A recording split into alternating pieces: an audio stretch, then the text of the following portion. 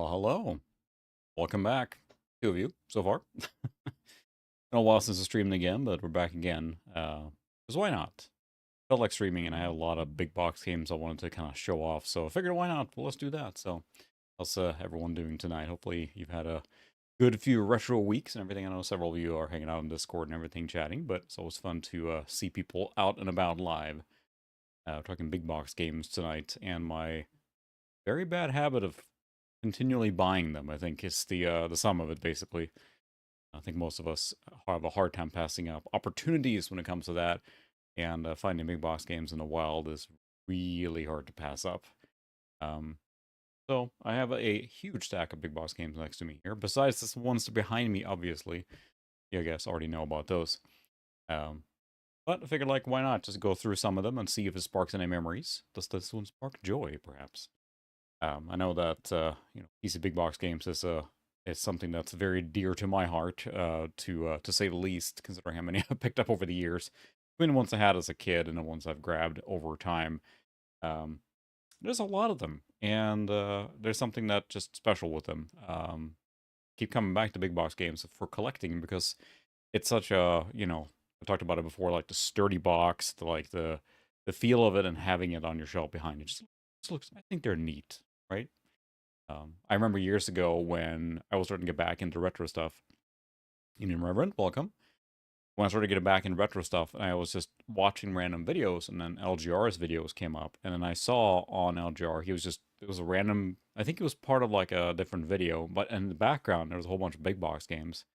And I was just like surprised, like, oh, other people collect big box games too, and that's got me on the LGR train. So I think there's a couple more people on here. We'll see. Could be just random accounts, who knows? So people that are just watching. But evening, Stuart. Welcome. So see, I am a little bit different angle here because I need to have space in front of me here to show off the big box games. So we'll see how it goes. I have a camera sitting right up here. We'll see how that works out. But if nothing else, I'm hoping the unboxing or opening these big box games will spark a little conversation and nostalgia. As you probably see in the top right corner, left corner, there is Fast Tracker as well, so we can listen to some Fast Tracker music while we're doing this, because why not? Well, then the stream is off. Well, we're just done right now. My wife's joined the chat. Sorry, everyone. No, that's fine. Hello.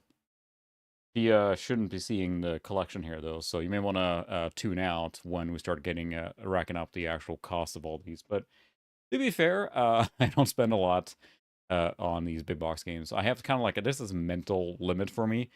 $25. Sorry about that. It's about where I feel comfortable spending. If it gets over that, it's just, I don't know.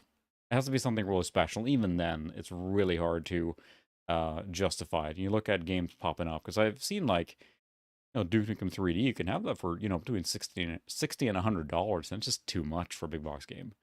Finding one for like 10 to 15, I think, is a really sweet spot, especially finding in a bulk or out in the wild. But $20, I think, is pretty average anymore for a big box game standalone. It's not like a lot or finding it cheap. There are some in the pile here today, and it is a pile that I've gotten through different places that were pretty cheap, including VCF Midwest. So we'll go through these tonight too. I showed up a couple of them, but there's definitely more that we didn't go through fully. So why don't we start? And there's a little bit of story between for each one of these, but let me fire up the. It's gonna be very much in the background. The music. I'm not intending for the music to be like loud or anything, but it's just a little tracker music playing in the background. So, and I'll switch it out once in a while. I don't have a playlist or going or anything. It's just Fast Tracker. But we have here. I cleared off my desk here so we can actually see what's going on here. Sort of. It's a little tricky with the camera. I'm gonna get a better setup for that eventually. But this is what we have right now. So let's start with the stack. So that is right, Bruce. Welcome. Let's see. Where are we gonna start? We'll start with stuff that I've randomly gotten here lately now. So there's going to be a total random assortment here tonight. There's no like rhyme or reason to which ones I've picked up over time here. And a bit of story for each and every one that I show off here tonight. The first one is Iron Blood, which is interesting because I had the CD for this. And then locally, hey Doppler, welcome. locally, someone posted that they had big box games to get rid of. Let me double check that the focus is right here. Not on automatically. There we go. We'll see if it starts focus hunting, if that becomes annoying or not. But either way, there was someone locally who basically was posting, I'm getting rid of extra boxes. And there's another collector in town there, which is awesome. You know, there's more people doing big box stuff. But he had 2 boxes. We'll get to another one here in a second as well. And he said he didn't have the CD or jewel case with him. Well, I happen to have the CD jewel case for this game and the other one I'm going to show off. And they had the big box for it. I'm like, sweet, perfect. I gave them both for me for a really good price because he was just getting rid of them. So now I have a complete copy of Iron Blood here. And some of these games I know about. Some of the games I've never tried, so I have no idea.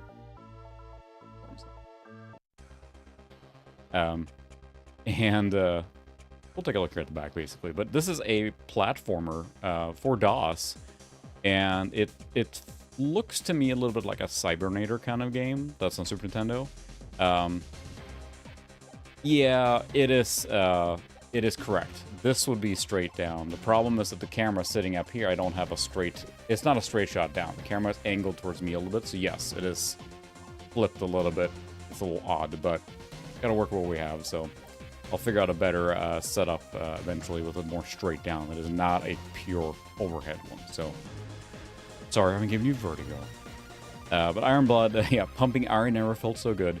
So it looks like a side-scrolling cyber, warrior kind of game. And I don't know what other platforms this came out on, because it certainly looks like almost like a Genesis game, and maybe it was on Genesis. But this is a DOS platformer. I'm curious to check this out. It's a vehicular combat game, it looks like, or mechanized game. It is the future, and a group of scientists have discovered a way to manufacture mechanical parts in place of human organs. In the quest for the ultimate man-machine combination, a struggle has developed between government forces and an evil criminal organization who craves the technology for their own sinister purposes.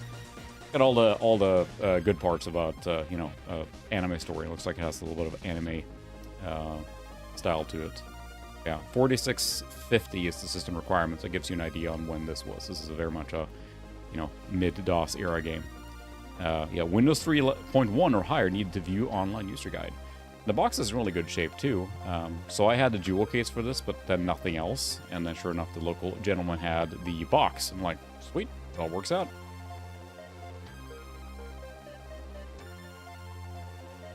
Pretty much, yeah. I've been watching Bubblegum Crisis and Bubblegum Crash and stuff like that, and it's like, how many of these, plot lines involve stuff where they have figured out how to duplicate humans, or I'm going to turn off the auto zoom because it's focus hunting. How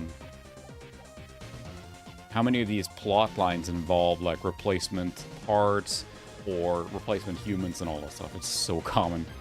But yeah, we have the actual jewel case CD, which is what I had loose. I just got in a lot at one point or another. I do love the artwork on it. But it's just what I had loose. It looks exactly like the back of the box, of course. But hey, now it's complete. And I was not expecting or hunting for this, but when it showed up locally, you don't say no to that. Nothing super exciting in the box otherwise. We have a registration card. We got smart computing. You can sign up for that. I love these things. Just looking at, like, the magazines you can sign up for and whatnot. Looks like, yeah. How to make Windows run faster. That's the trick. You don't.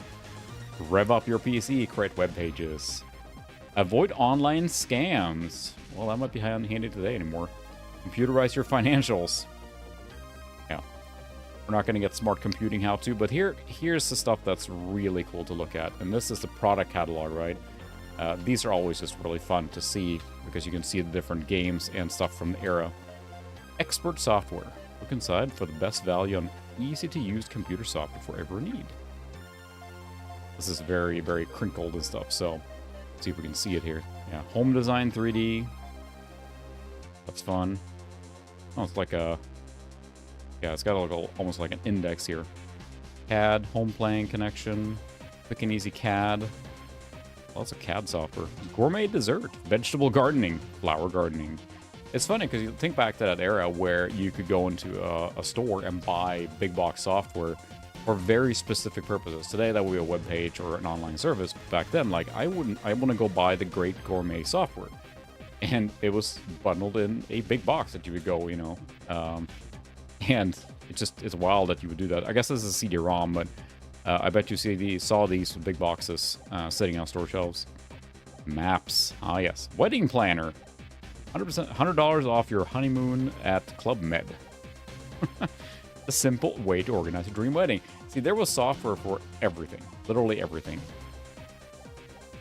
Diet and fitness, photo studio, personal route selects. Yeah, we weren't going to go through all these here. Speak French, but there's a lot of education software. Boring. Productivity, curious about that. Yeah, crayon color paint studio, stuff like that can be fun. Greeting card maker. Clip art collections, of course there's a lot of those. Tons of clip art collections.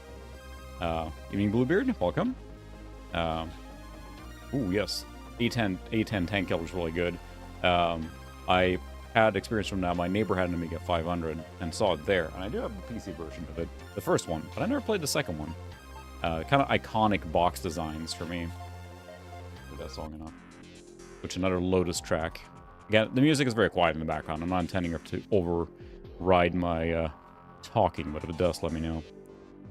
Coral Reef screensaver. Handwriting fonts, just font packs, and alright. We're gonna skip through here. Tamper-proof PC, there's so much software. Man, I gotta like squish this one out, because if I don't do anything, it just goes like this. It's a little bit all over the place. Boy, can't even get to the game section. Resume writer. Windows 95 personal tutor. Alright, let's get to the games here, because that's what we want to see, right? Ah, yes. And it's the catalog kind of games. Eating Bandana, welcome. Casino CD, Card Game Classics 95. Slam Till Pinball, now we're getting into the stuff. 40 games for Windows, I'm sure those are all high quality, very full games, and definitely not sharewares that were just basically download stuff. This catalog is all over the place. Cannon Fodder, now we're getting to stuff I recognize. Corridor 7, yep. Piranha, I don't recognize that one, but yeah, Cannon Fodder, of course. Classic. Some of these I remember seeing in catalogs. Alien Logic, the very bizarre box art. If you haven't seen the box art, you can't really zoom in enough on that one. But it's a very bizarre alien and a lady sitting there. I don't know what that's from, but Commander Blood, I remember seeing that. Garfield, Virtual Fighter. So the Sega PC collection, I know that I think LGR did some coverage on that. There was a large selection of these Sega games that came out on PC, like Sonic CD, Virtua Fighter, Daytona, and all that stuff. Alright, that's probably enough of that, but this was always fun, because if you got a game or software, seeing what other stuff was available was always interesting and neat, because, you know, you couldn't usually, unless you were very well off, buy all the software games you wanted. There was always, you know, you had to make a compromise or select one. So being able to see everything else was out there, or lust over it, or circle it for Christmas or whatever, was always fun. Let's back in here. We'll just do that later. Perfect. Alright, let's see. The other game that I got from that same gentleman was also a little fun, because I actually found this CD for this, the jewel case, in Sweden. And that's Slipstream 5000. And I think, at least I did, or many of us probably did, you may have played the shareware version or the demo version of this on some cover disc or cover CD.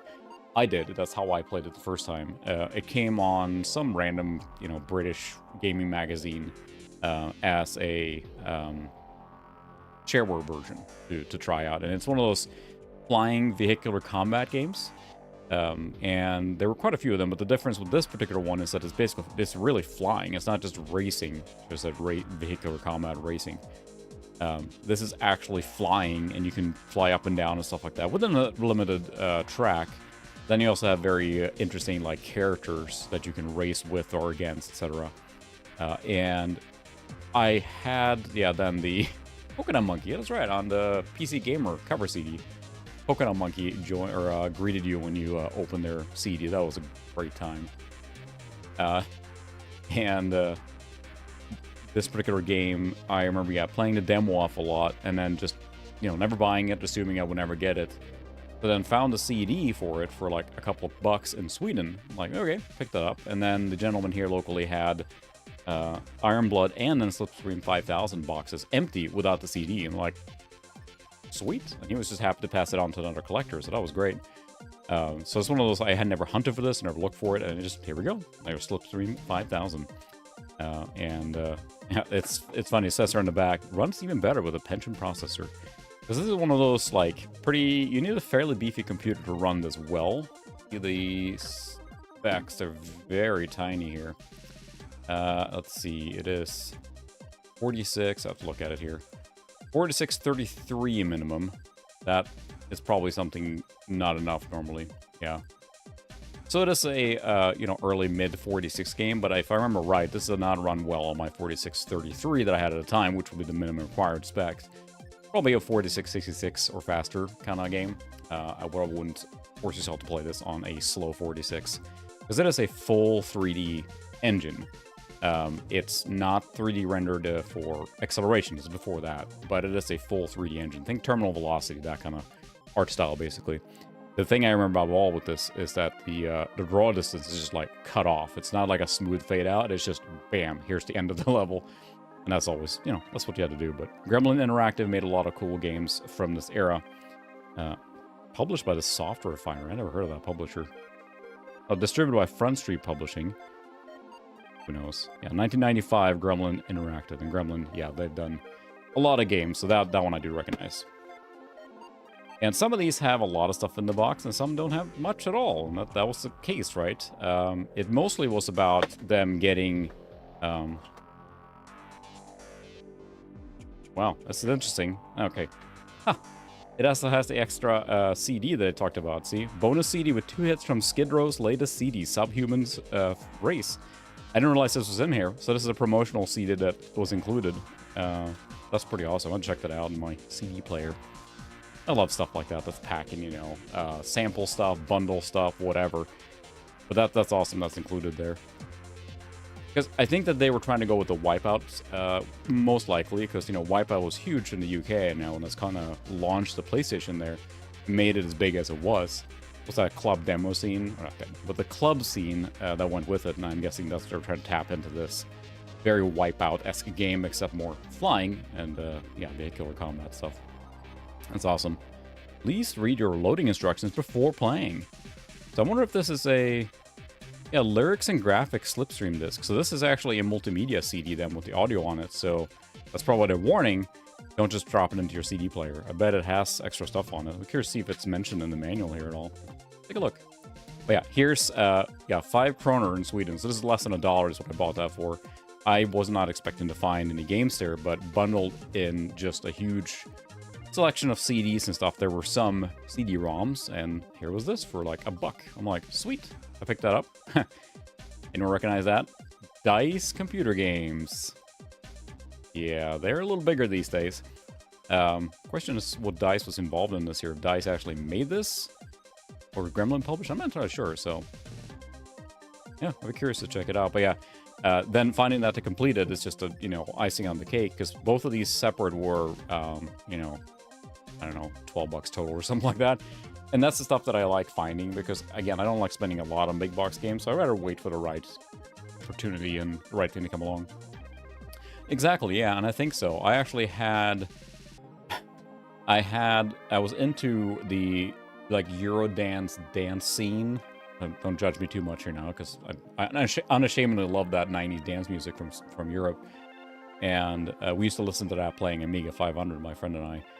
And there was one, like, Absolute Dance 6 or something like that, that came with the multimedia stuff. So you put in your computer and you got, like, little music video clips and stuff like that of all the songs on the CD. And we thought it was so cool. But, of course, when you took that CD and put it in a normal CD player, you had to skip track 1, because that was data, and it wouldn't read properly. So that's why I'm guessing they're warning about this. So let's see. We have... look at that. Here's the receipt, too. That's awesome. Software, etc. In LA. This is very hard to see here, but that is awesome. Yeah, this is the original receipt. Thank you for shopping at Software, etc. I didn't say I danced. I just said I enjoyed that dance music. Listening to it is very different from dancing. Yeah, so this was bought in LA. Mall, in St. Vincent Mall in Shreveport. That's awesome.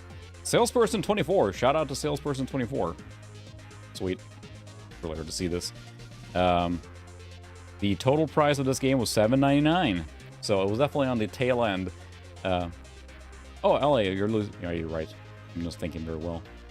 Newport, Louisiana. I was thinking LA. Why am I thinking of LA? Correct. Thank you for correcting.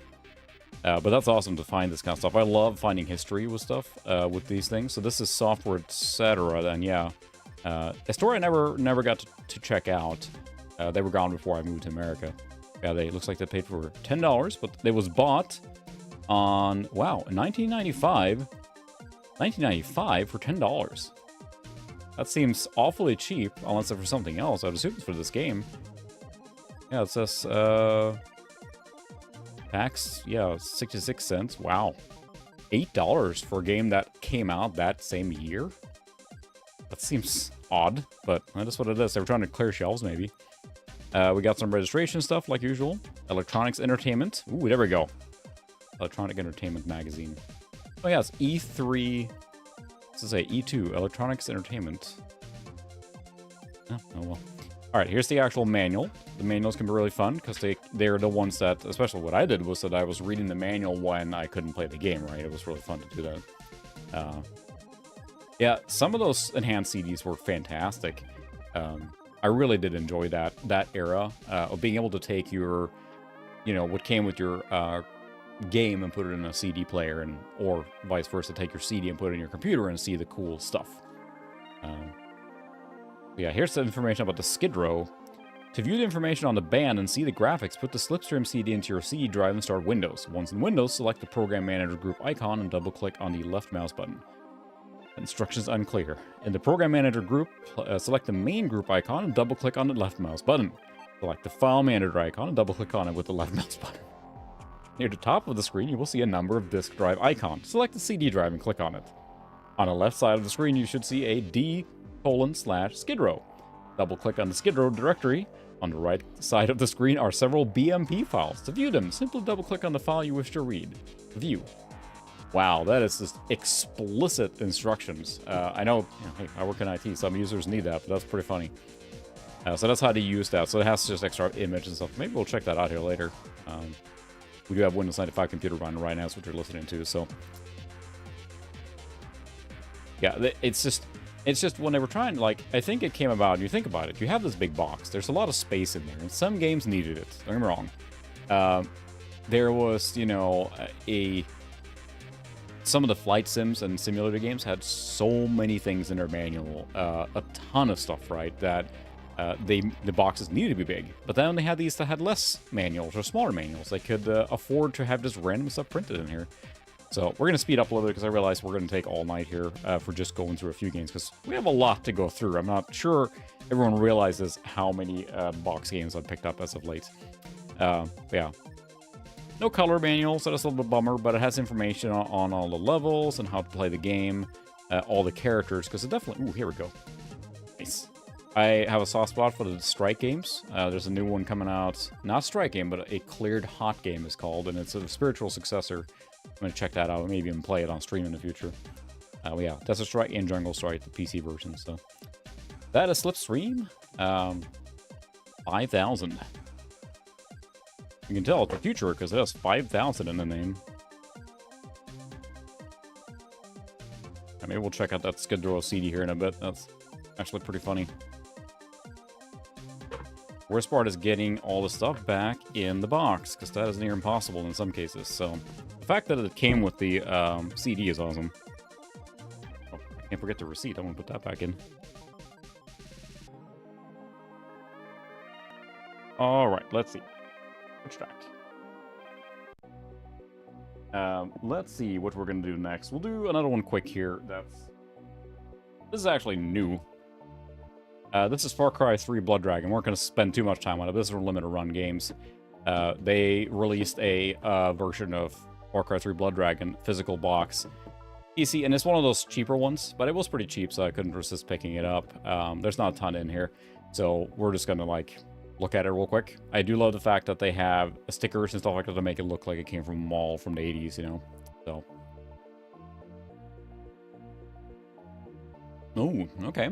Yeah, when you look at those flight simulator games, they were so complex back in the day, and I'm sure they are today too, but, you know, you couldn't Google stuff back then for that stuff, so you were included everything you need to play, which involved keyboard was like often the entire keyboard was used, so you had to have the information on how to use all of it. But anyway, Far Cry 3 Blood Dragon is a spin-off from Far Cry 3, and it stars Michael Biehn as Rex Colt, the cyber commando. It's hilarious. If you haven't played it, it's well worth checking out. It's super cheap at this point. It just comes with a poster and a booklet. It was pretty cheap, but I have a hard time passing up when they do this, because, you know, there'll never be a big box release of this game, obviously, so it's fun when they do a callback to that. Yeah, Steam download code, booklet, and a poster. That's it. So very, very simple in here. But it does look cool. I like the box, so we're not going to spend too much time on that one. Still sealed. Let's see. What are we going to do through next? Yeah, we're going to go through some random games here now, because what's happened is that over time here, I have found good deals on eBay. And that's where I've been hanging out too much. Most of these games were like 20 or less or thereabouts, but, you know, I throw out a bid here and there, and then you just randomly win it. And here, I have a mail-in rebate now for Descent 3, so I can save on Stealth 3. But I had Descent 1 and 2, big box games. I did not have 3, so when that came up, hard to pass up. I've been wanting it for a while, but I don't want to pay a lot of money for it. Fortunately, it's kind of like a little rougher shape, but that's what happens when you want to save money. I like the fact that because it's 6 degrees of freedom, you can spin the box, and it kind of lines up anyway. Descent 3, everyone is probably familiar with, but Descent 1 and 2 were kind of trailblazers. And 3, I'm not sure. I played a demo of it when it came out, and thought like, hey, alright, there's, you know, the next cool thing, and it supports like everything. It's 3DFX and NVIDIA and EAX and Oriole, and it's a really cool, like, let's take advantage of all the 3D accelerator and 3D effects that we can. So this is a, you know, late Pentium machine era game. They recommend a Pentium 2 300. It will run on a Pentium 1 200 if you're so inclined, but I don't think you're having a good experience. This is a very 3D effects type game to me. It's got the color lighting and all that good stuff. So, oh, interesting. A Lost game. Do you know much more about it besides just beta testing? Because when you're saying a Lost Descent game, was that maybe the original Descent 3 and this was what came after? Or was it like a spin-off or a expansion pack or something like that? Or was it a full regular game? Take a look at the box. What's in it? But yeah, Descent is one of those series that just, I do love, but I don't sit down and play it much, but I just love that it exists and what it is, because it's really fun in multiplayer. But this one is such a iconic for me when it comes to like all the 3D effects and all that stuff, because it is a very much, you know, late 90s, early 2000s. Let's throw in all the color lighting and all the cool stuff. So we have Descent 3 itself. There was also an expansion for this called Mercenaries, I think. They're pimping Free Space 2. Free Space was, of course, the spin-off from Descent that is more of a space shooter. We played the first one, I think, on stream a year ago or something like that, or more now. But there was a bit of a spin-off there in the Free Space series, set in the same universe, I think. Yeah. The award-winning space combat simulation of 1998 returns in Free Space 2. Yeah. Forsaken. Yeah, Forsaken is another, like, that tried to hitch on to that same 6 degrees of freedom, fly everywhere kind of environment thing. That's what was popular at the time. We'll actually get to another game in the pile here that is the same genre. And Forsaken was on N64 as well. Same thing with color lighting and stuff like that. I think it's mostly known for us that were in puberty around that time for very suggestive ads. Not even suggestive, but just very good magazine ads. But it's also another showcase of like the 3DFX colors palette and all that stuff. It had a lot of color lighting. It was a pretty cool game, but maybe not as deep as Descent. 1, 2, and 3, especially 3 here, is a lot of story and like pretty complex environments. And Forsaken, I think, was a little more limited because of the N64 roots and everything. All right, we have the reference card, which is just all the key combinations. Of course, you need those. We have Interplay. Interplay's Most Wanted. Yeah, probably different games in here. Catalog. Oh, let's see. Okay, so you can actually cut out the UPCs, which is always fun when you find that. Cutting out the UPCs from the games and then send them for different rewards, basically buying Interplay games. Fortunately, most people didn't do that, although I come across big box games where the UPC has been cut out, and that's inevitable, so. Alright, say, get paid to play. Sweet. So yeah, Heat.net was one of those online services, right, that kind of came up for a while. And here's a coupon code for software, hardware, and more. Cash in these degrees at Heat's online store. Playing online, you know, sign up for the service, earn points, typical stuff. 5,000 degrees Heat. Those big box games there. And let's see, I have all of these now. Baldur's Gate, Quake 2, Zen 3, and Total Annihilation. I say it every time. That is a very hard name to pronounce for a non-native speaker. Total Annihilation. Mega 3D Fuel. Inject 3D acceleration games into your PC system. So this is like when 3D acceleration... Kingpin is one I like too. 3D accelerator required. So yeah, Kingpin was awesome. I played that in a non-properly acquired copy. Very interesting game and a cool one at that. Quake 2 engine. Kind of like a gangster simulator thing. Had a remaster recently that wasn't quite as good, I think. Yeah, Descent. So they're talking about like... Here are all the 3D required games coming soon. So let's see, we have MDK 2, Giant, Citizen Kabuto, Messiah, Free Space 2, and Klingon Academy. A lot of ones, so... yeah, that's the thing. I do have a soft spot for that as well in the early 3D acceleration days. And it was just, you know, it was so cool. It was something new that you hadn't seen before. So, reference and troubleshooting guide. Man, this is pretty packed big box game. Thank goodness. Yeah. So, because, I mean, you're getting into the Windows era now for these games, so it's less troubleshooting in the sense of, like, you know, configure AutoExec bad and all that stuff. It's more DirectX to make sure your drivers are correct and your devices are installed correctly, so shifting into that. And here we go. Of course, there was a endless amount of different peripherals that were intended to help you play all these 3 or 6 degrees of freedom movement. And we say that, it means that you're playing a game where you can go in every direction. Like, that's the Descent selling point, right? You can go up, down, left, right, tilt up and down in any 6 degrees of freedom movement. It can be disorienting. And it's difficult on a mouse and keyboard, although you get used to it. And there was a number of different peripherals, and I have a few that were designed to make that easier, but not all of them were as easier. Yeah, force feedback joypad. Yeah, world's first force feedback dual analog gamepad for Windows 95/98. 4-axis control in your gamepad. Ideal for sports, adventure, driving, flying, and 3D shooters. 3D effects certified. Why? It says gamepad 3D effects certified. Was it a 3D effects product? No. Without interact, they're just games. Yeah, so they were just partnering, probably just to slap the 3D effects logo on there. Look at that, it actually tells you the sizing of the box that you would get, so that's an interesting way to fill out the box. Anyway, that's Descent 3, a long-awaited sequel to the #1 hit Descent.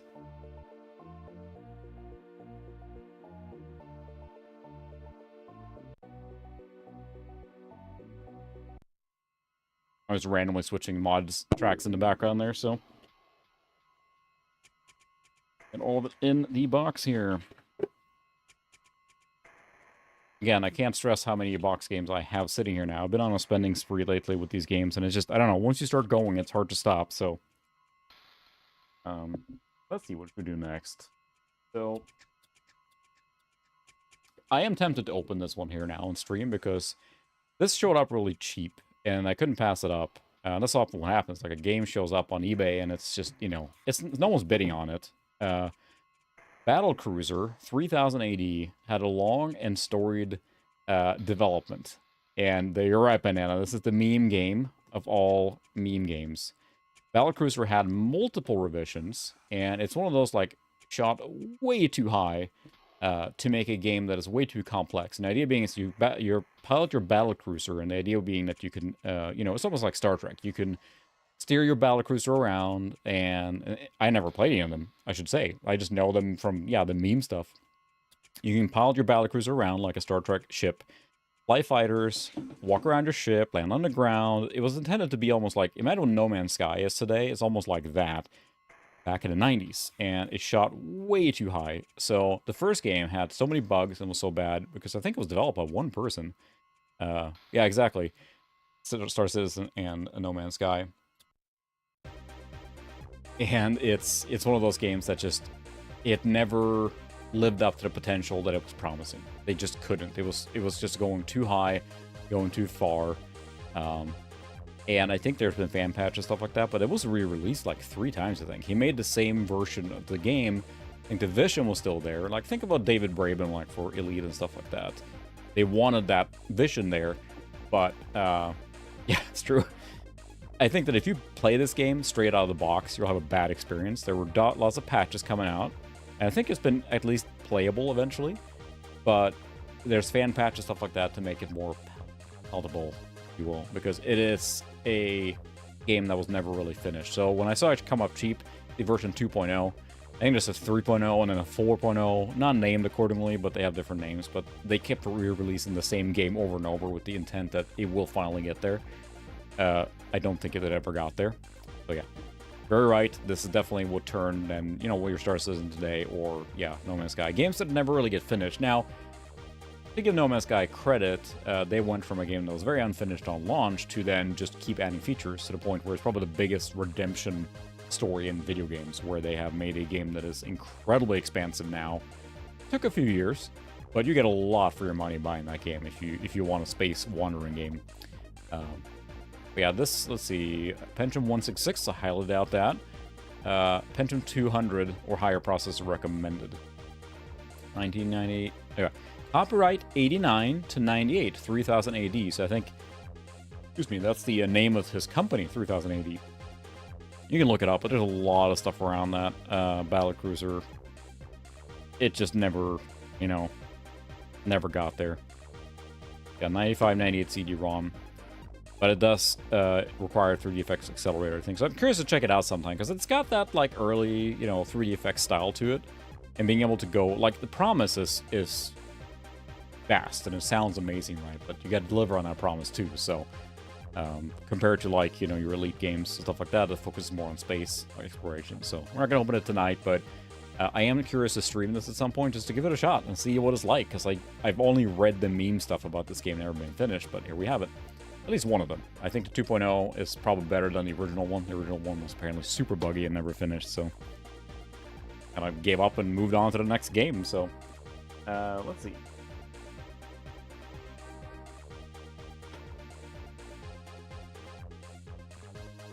Making a stack. Here's something that's much more good. XCOM UFO Defense. I wanted the box for XCOM ever since I saw it in a game store in Sweden in mid-90s. The EU version of the game box is a little more interesting because it's got like a big alien on the front.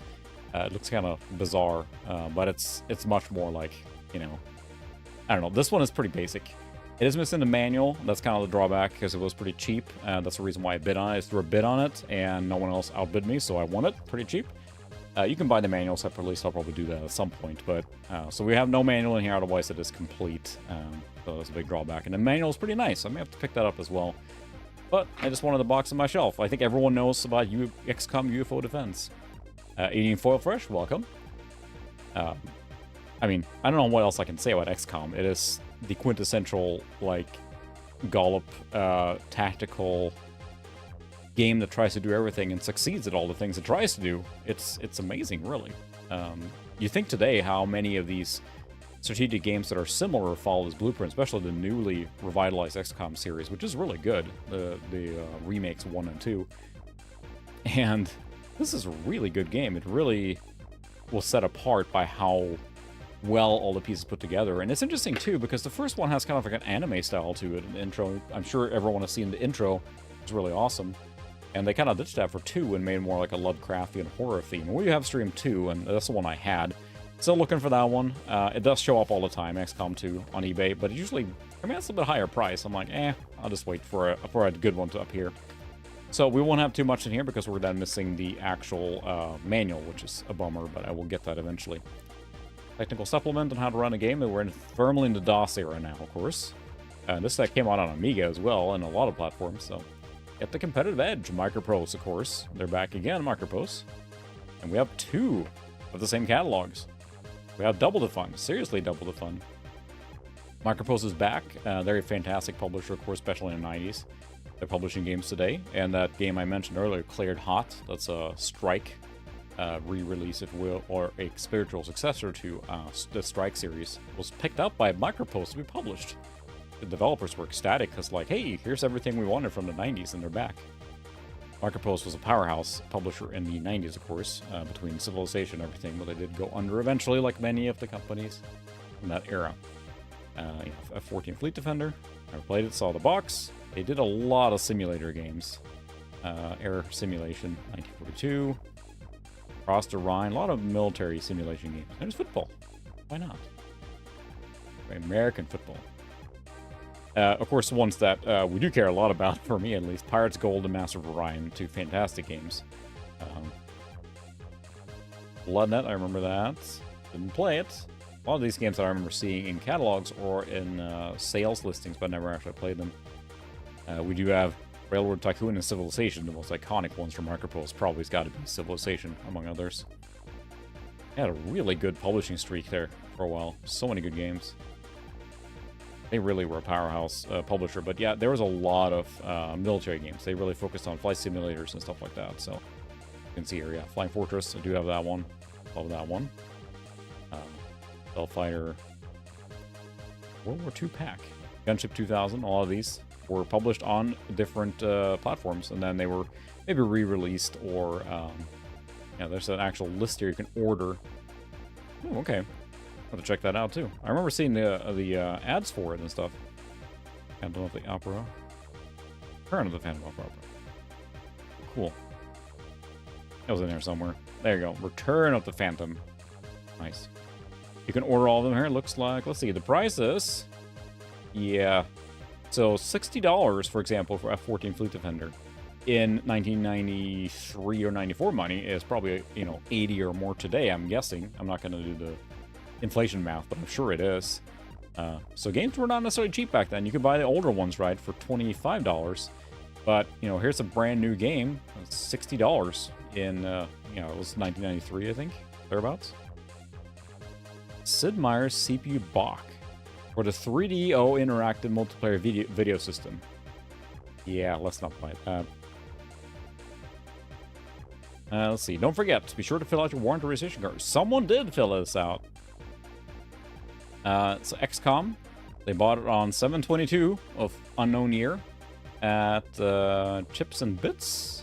I think it says here. Someone handwrote this, but they actually did mail in their registration, so that's pretty cool. And not often you see that. I think I did it one time myself. Alright, so here's the actual CD, which of course the main jewel price here. Pretty boring one, but you can see the anime art style on the alien there, which I thought was always pretty cool. We have the technical supplement, how to run the game, etc. Yeah, I do have to get the manual for this. I think the manual looks very cool. I think it's even full color. I'll have to pick that up at some point. But I just wanted this on my shelf, and wish granted. It was one of those, I just threw a bid on it, assuming I wouldn't win it, but then no one else outbid me, so here we are. And I feel like, anecdotal maybe, but I feel like the big box market on eBay has cooled a little bit. There's more games showing up for lower prices, and not everyone is in a bidding war. Don't get me wrong, if a true desirable games comes up, you know, they're like Half-Life or something, people jump on it, don't get me wrong. But if you want some of the more, like, regular games, I should say, or games that maybe aren't as desirable, then the prices aren't as crazy anymore. And you can find quite a bit of the games. And most of these here are 20 or less, or ish, 20 bucks-ish, that I bought for overtime. Short time. So yeah, XCOM, fantastic game. I do need to get Terror from the Deep, because that's one that I actually had. My brother let, or, you know, he asked me, but one of his friends borrowed the game, and then his mom ended up throwing out the inner carton because it looked like a pizza box trash thing. But then when I got it back, as, you know, here's just your CD and the manuals and stuff, sorry. And, you know, I was a little young, so I didn't say anything, but, yeah, sure.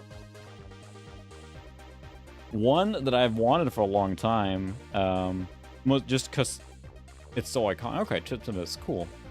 Alright, so it's one of those that you just order online, or not online, you would call and order a game from. Many of those were in catalogs, of course, but can't deny how iconic Wing Commander 3 Heart of the Tiger is. My cousin had it, I seem to recall. And what's interesting about this is one of those, like, hard boxes, and it seems like almost all the ones you run into are pretty rough shape. They don't seem to be holding up very well, because they've been sitting on shelves or in boxes, and they've been kind of like scrubbed a little bit and lose some of the color. So that's just part of it. But We will have to stream this at some point. It's, of course, a very FMV heavy game. I have never really played this besides a demo.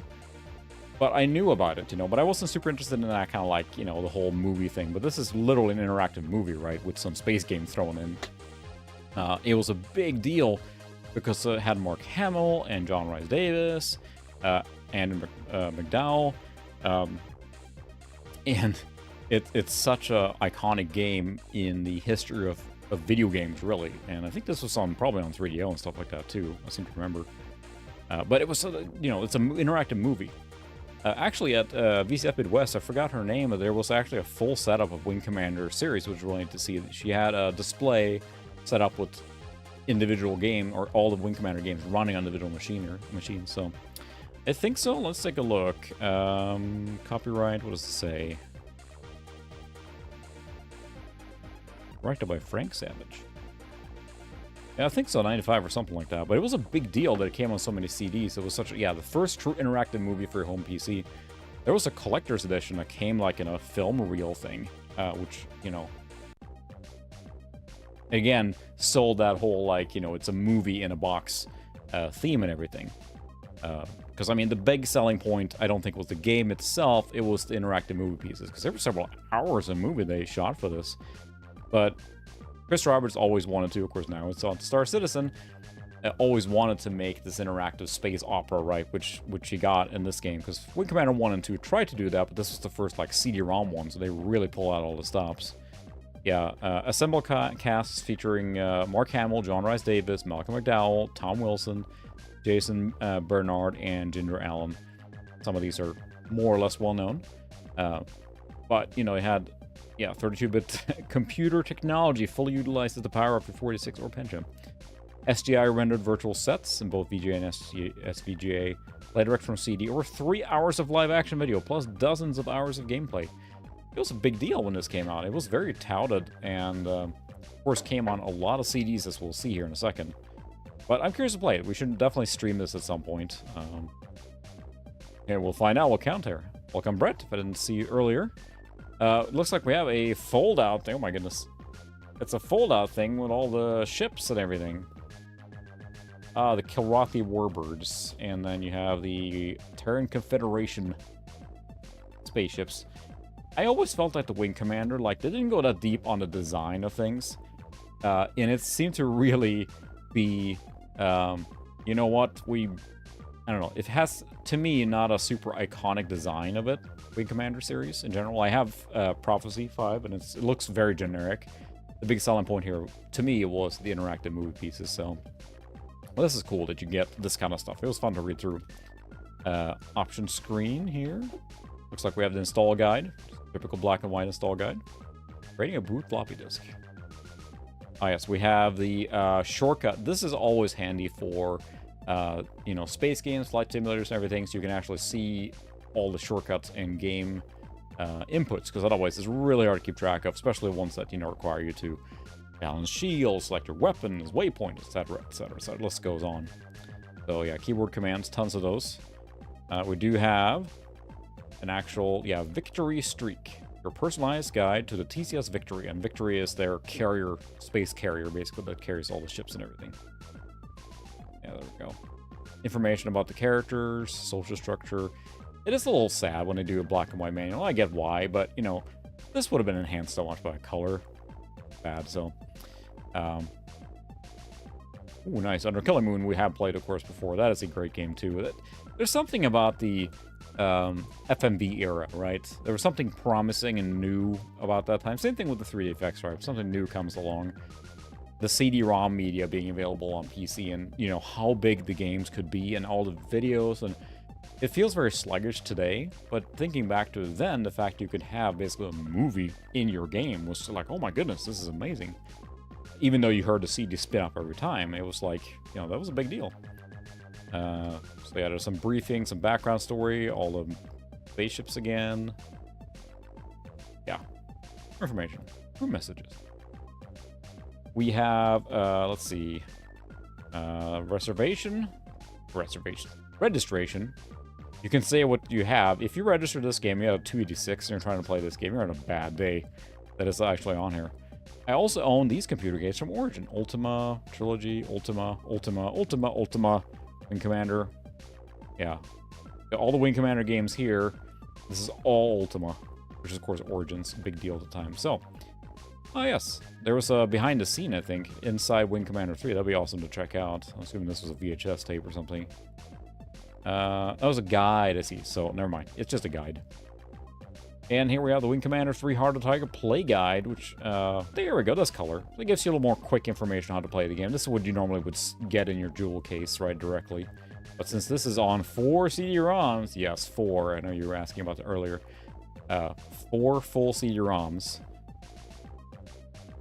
Yeah, we have this, it's barely fitting in the box here, because they didn't ship this on, like, one of those, like, flip things. It's actually 4 full freaking jewel case, so...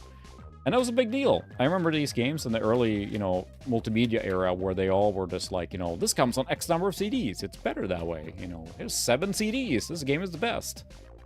Same thing with floppies, right? It was trying to show how big the game was, but they had no choice here because fitting all the video, like I said, it's 3 hours of video in this game. That's, you know, that's more than a full-length movie. And of course, they're low quality compressed, but the fact that you had 3 hours of cutscenes in 1994... It was a big deal. This was, to me, the first, like, I don't know, big budget sort of FMV game where you had name brand characters, you know, the fact you had actors you recognize, and freaking Luke Skywalker's playing the hero here. It was a big deal, I remember. All the magazines were touting it, previews were showing it off and everything. But, as a result, it is hard to fit this all in the box without crushing the box. But...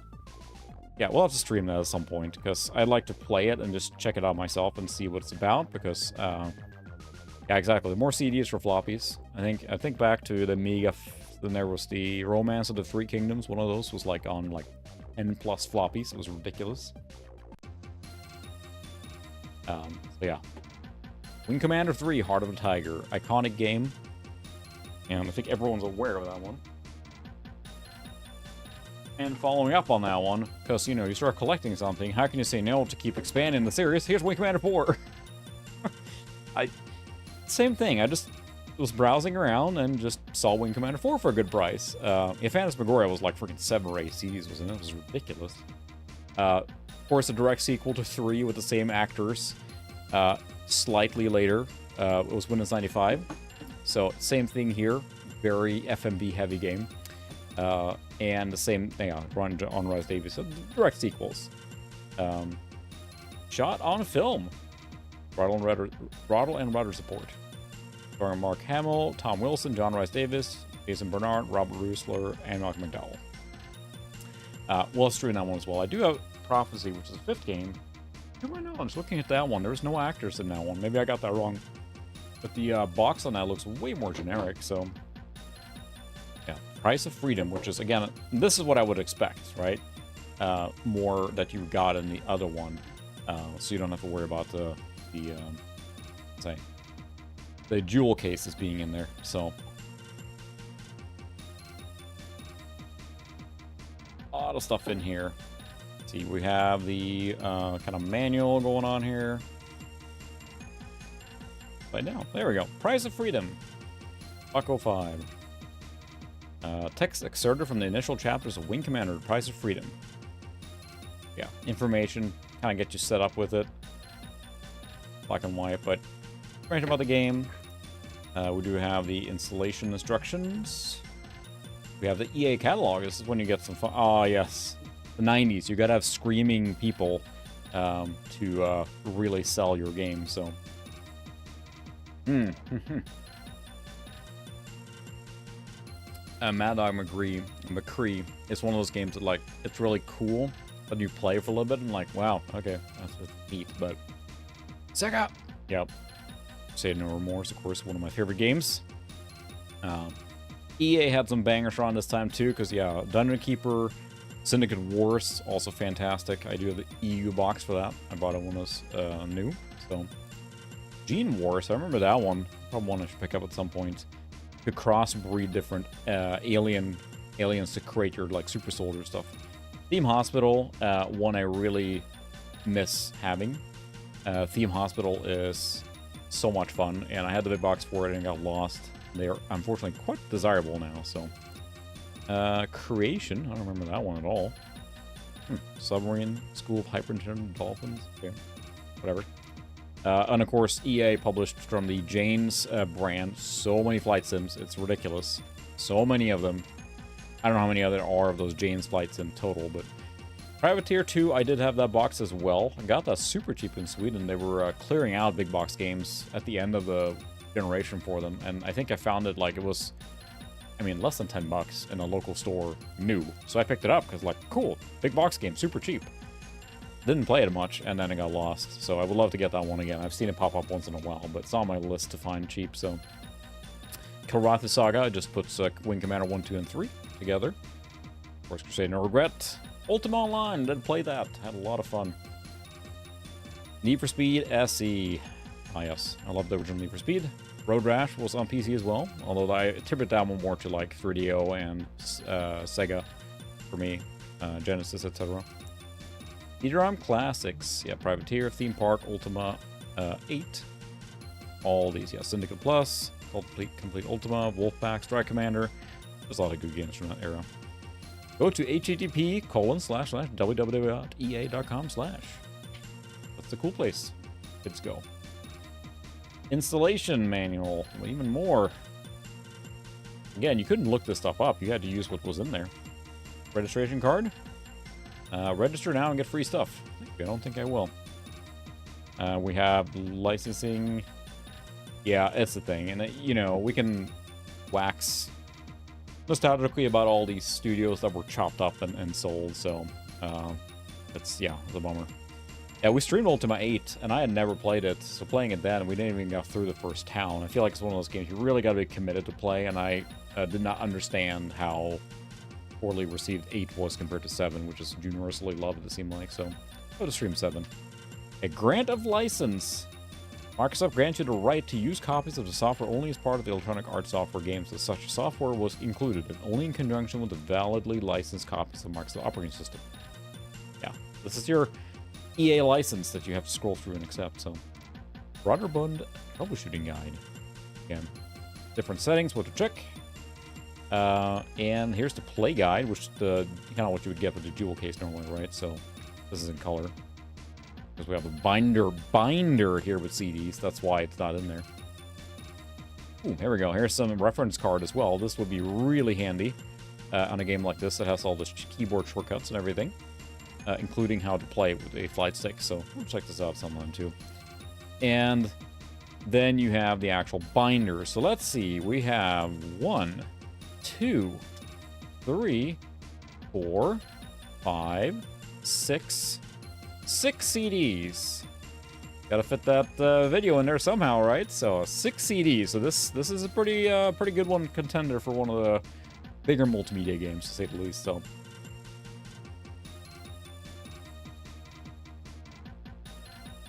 okay.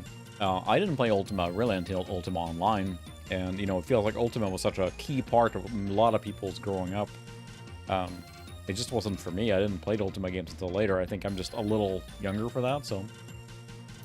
But yeah, that is 6 flippin' CDs. And, I mean, hopefully they're laid out in a way that makes sense that you work your way through them and not just have to swap all the time. But yeah, it's weird. It's like, it's a little, yeah, binder thing, so. Wing Commander 4, Price of Freedom, just, again, showed up at the right price, so I really had to do it, so. Yeah, you're right. It seemed like it took a while. I remember buying Half-Life 2. The CD version was cheaper than DVD, so I was cheap when I bought the CD version. It's on like 5 CDs or something like that. It was ridiculous for Half-Life 2, which then at that point there were DVD versions, but not fully. They hadn't gone to DVD fully, it seems like. And it just took longer for people to get DVD players in their DVD drives in their computers, I think, compared to the home market, where, thanks to the PS2, DVDs just exploded, I think. Besides just standalone players being cheaper than when the PS2 came along, and, you know, I knew a lot of people that just watch movies through their PS2. That's what they used it for. Here's one that showed up recently. We're hopping around a lot here now because I realize how many games we have to go through, but I guess we'll see how far we get. So, about an hour in now, I think, so we got some time. This game, I think we have tried it or played it one time stream. I actually had this game, and it was lost as part of the lot. And for a reminder, what happened was that years and years ago, when we were moving out of was the apartment where my parents and I lived in at the time, we had to stash my big box games because I had quite a few. They were in like 3 black plastic bags. See where this is going. And through no fault of whoever threw it away, they just did not check what was in the box and just that bag and chucked one of those bags. And that included Settlers 2, Theme Hospital, this game, and a few other ones. So that was a bummer. But I've been wanting to get this one back, and this one on the spur of the moment just showed up for like 25 bucks or something like that. And like, you know, I'm just gonna go ahead and get it because I miss having this game. We have streamed it. This is a mid-90s or late 90s, I should say, mid-90s, 3D accelerated Diablo game, straight up. But it plays in a very unique way. You can see the dark areas are just hilariously dark, just like a very strong cutoff. Let's see here, the exposure is going really high, but I guess we'll just leave it. Focus. I'm using just the webcam up here. I want to get a cheap, probably DSLR, so I can, you know, you can see the quality up here on my main video versus my webcam, which is really grainy, but we're working what we got today. But yeah, this is really fun. Like, my friend and I played this at the same time. I had 2 computers next to each other in high school, and we would play this game under co-op and stuff like that through null modem. It was really fun. So, but yeah, different classes. Yeah, you got Sorceress, Warrior, Thief, and Monk, archetypical classes. Dungeon Crawler. It's a Diablo Dungeon Crawler, straight up, with a very unique art style, chunky, early 3D effect stuff. So I really enjoyed this game quite a bit, and it lets you progress a little bit slowly. You go back to town, refill. It's very Diablo-like. I mean, extremely Diablo-like. Yeah. The action RPG of 1999. Darkstone brings action RPG genre to new levels with a gorgeous graphics, enhanced gameplay, and a strong story. Darkstone could be the RPG that Diablo wasn't. This is before Diablo 2 came in and just wrecked everyone, of course, showing that you don't need 3D to make a great hack and slash game. That's it. So I really have been wanting to get this for a while. Come on, focus. Come on. Hello. There you go. One that I've been wanting for quite a while. So yeah, I did play that a while back, and it's very unique in the design. You're right. It was like, it had cone of. I think you think of Nox maybe, because Nox is also a very Diablo-like, and that has the cone of sight. This one is more like full 3D, but Nox is more 2.5D or like slanted isometric perspective. But this is fully 3D. This is a little bit. I'm trying to think of another game that's similar to it, but yeah, it's a very unique game. But let's see, no color manual here, all black and white. Very. And I think it's mostly because I have nostalgia for it, and not one that I maybe would seek out at this point to play, but it is on PlayStation as well. PS1 game, I'm pretty sure. But I just had it, and I was just vacuuming up anything that I could get a hold of that was like real-time strategy or action-related, so I'm going to disable the autofocus. Now it's going all over the place. Disable auto exposure as well. There we go. All right. So that's a little better. Ooh, sweet. Now it went all blurry here. Nope. Doesn't like me disabling the auto exposure. Smooth again, disable auto exposure, and slow. Neat.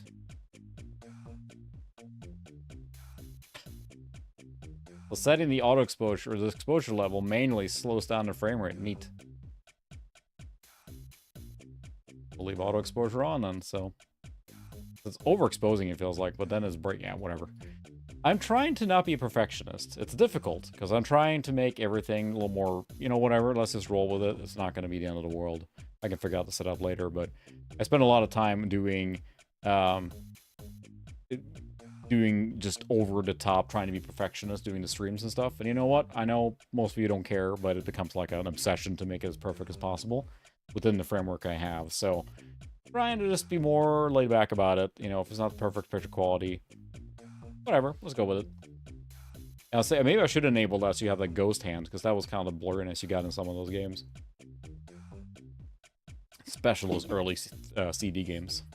So, but that is to say, I would love to pick up a cheap secondhand like DSLR and then use like a better top-down. Mostly because webcams are functional, but they just end up being very grainy because they're usually not very good at low light scenarios. Even though I have plenty of studio lights around me, so I appreciate it. I know everyone's here just to kind of hang out and reminisce about games. So, the Darkstone, really, really fun, although quirky action RPG. So, still worth checking out. But again, you can play it on PlayStation 1 as well if you don't want to do the PC version. Alright, well, I appreciate everyone's kind words. I'm just trying to, again, make it less, like, ridiculous and just be, yes. I'm just going to enjoy this from the top down, delicious Pepsi product. Alright, let's see.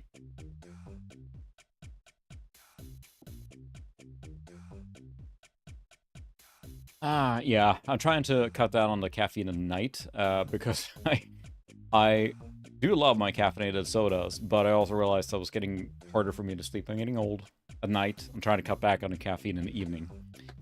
Another game that showed up, really cheap as well, that I used to have and lost. Same thing. It was called A4 Networks in Europe. Same game, A-Train, unless I'm wrong. Could be a sequel.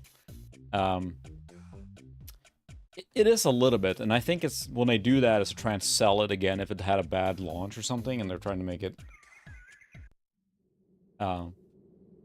They try and, like, you know, hype up stuff. Like I have the Warcraft. 1 second.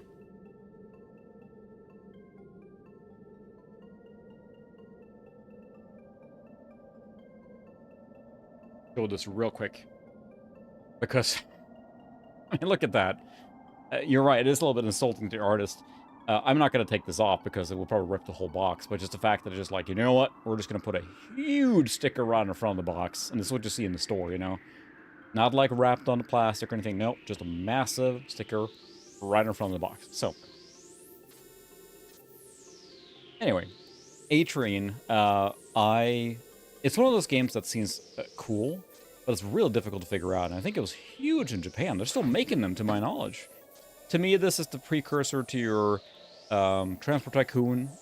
It's very similar in design in that sense. It's isometric, like, you know, rail management game. Not as like Railroad Tycoon, but more like managing a city and goods and deliverables and stuff like that locally. So I'd like to play this for real sometime. I did have it on A4 Networks. I think it's the same game. I could be wrong. But A-Train was released on Amiga and stuff like that. This is the PC version. IBM, AT, PS2, and 100% compatible. So we're definitely older here now. Yeah, supports Handy Sound, AdLib, MT32 as well.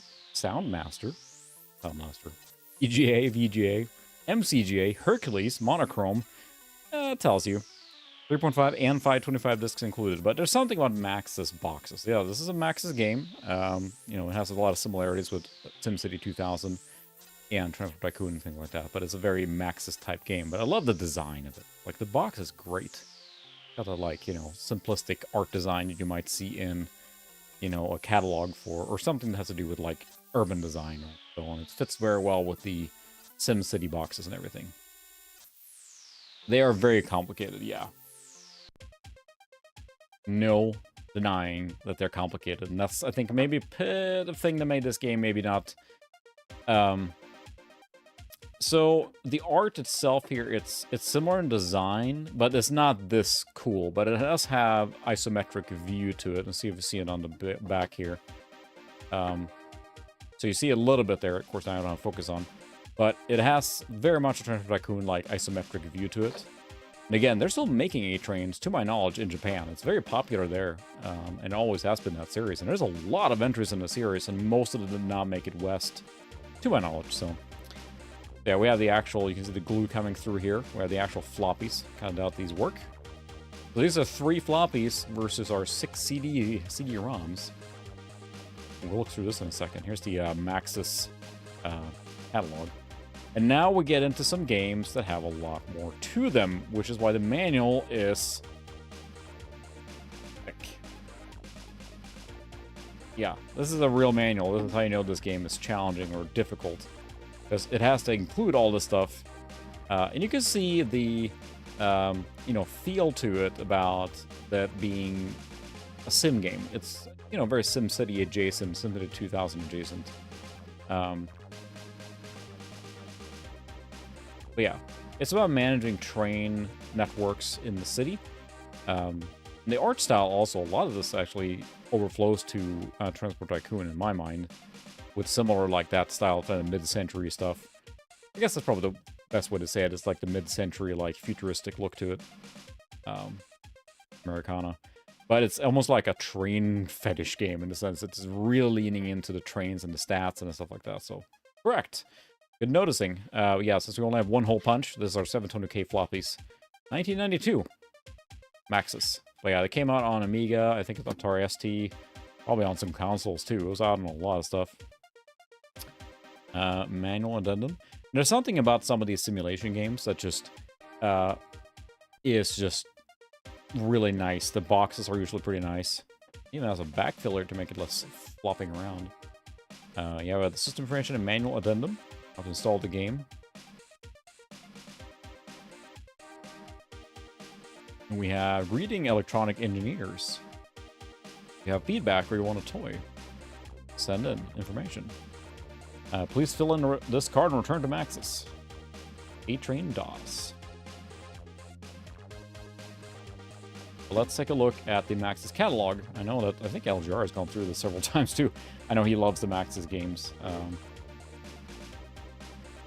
Best of luck to LGR Clint right now, going through all the issues with the hurricane and cleaning up his house. I know he just posted a video to Patreons regarding some of that, so.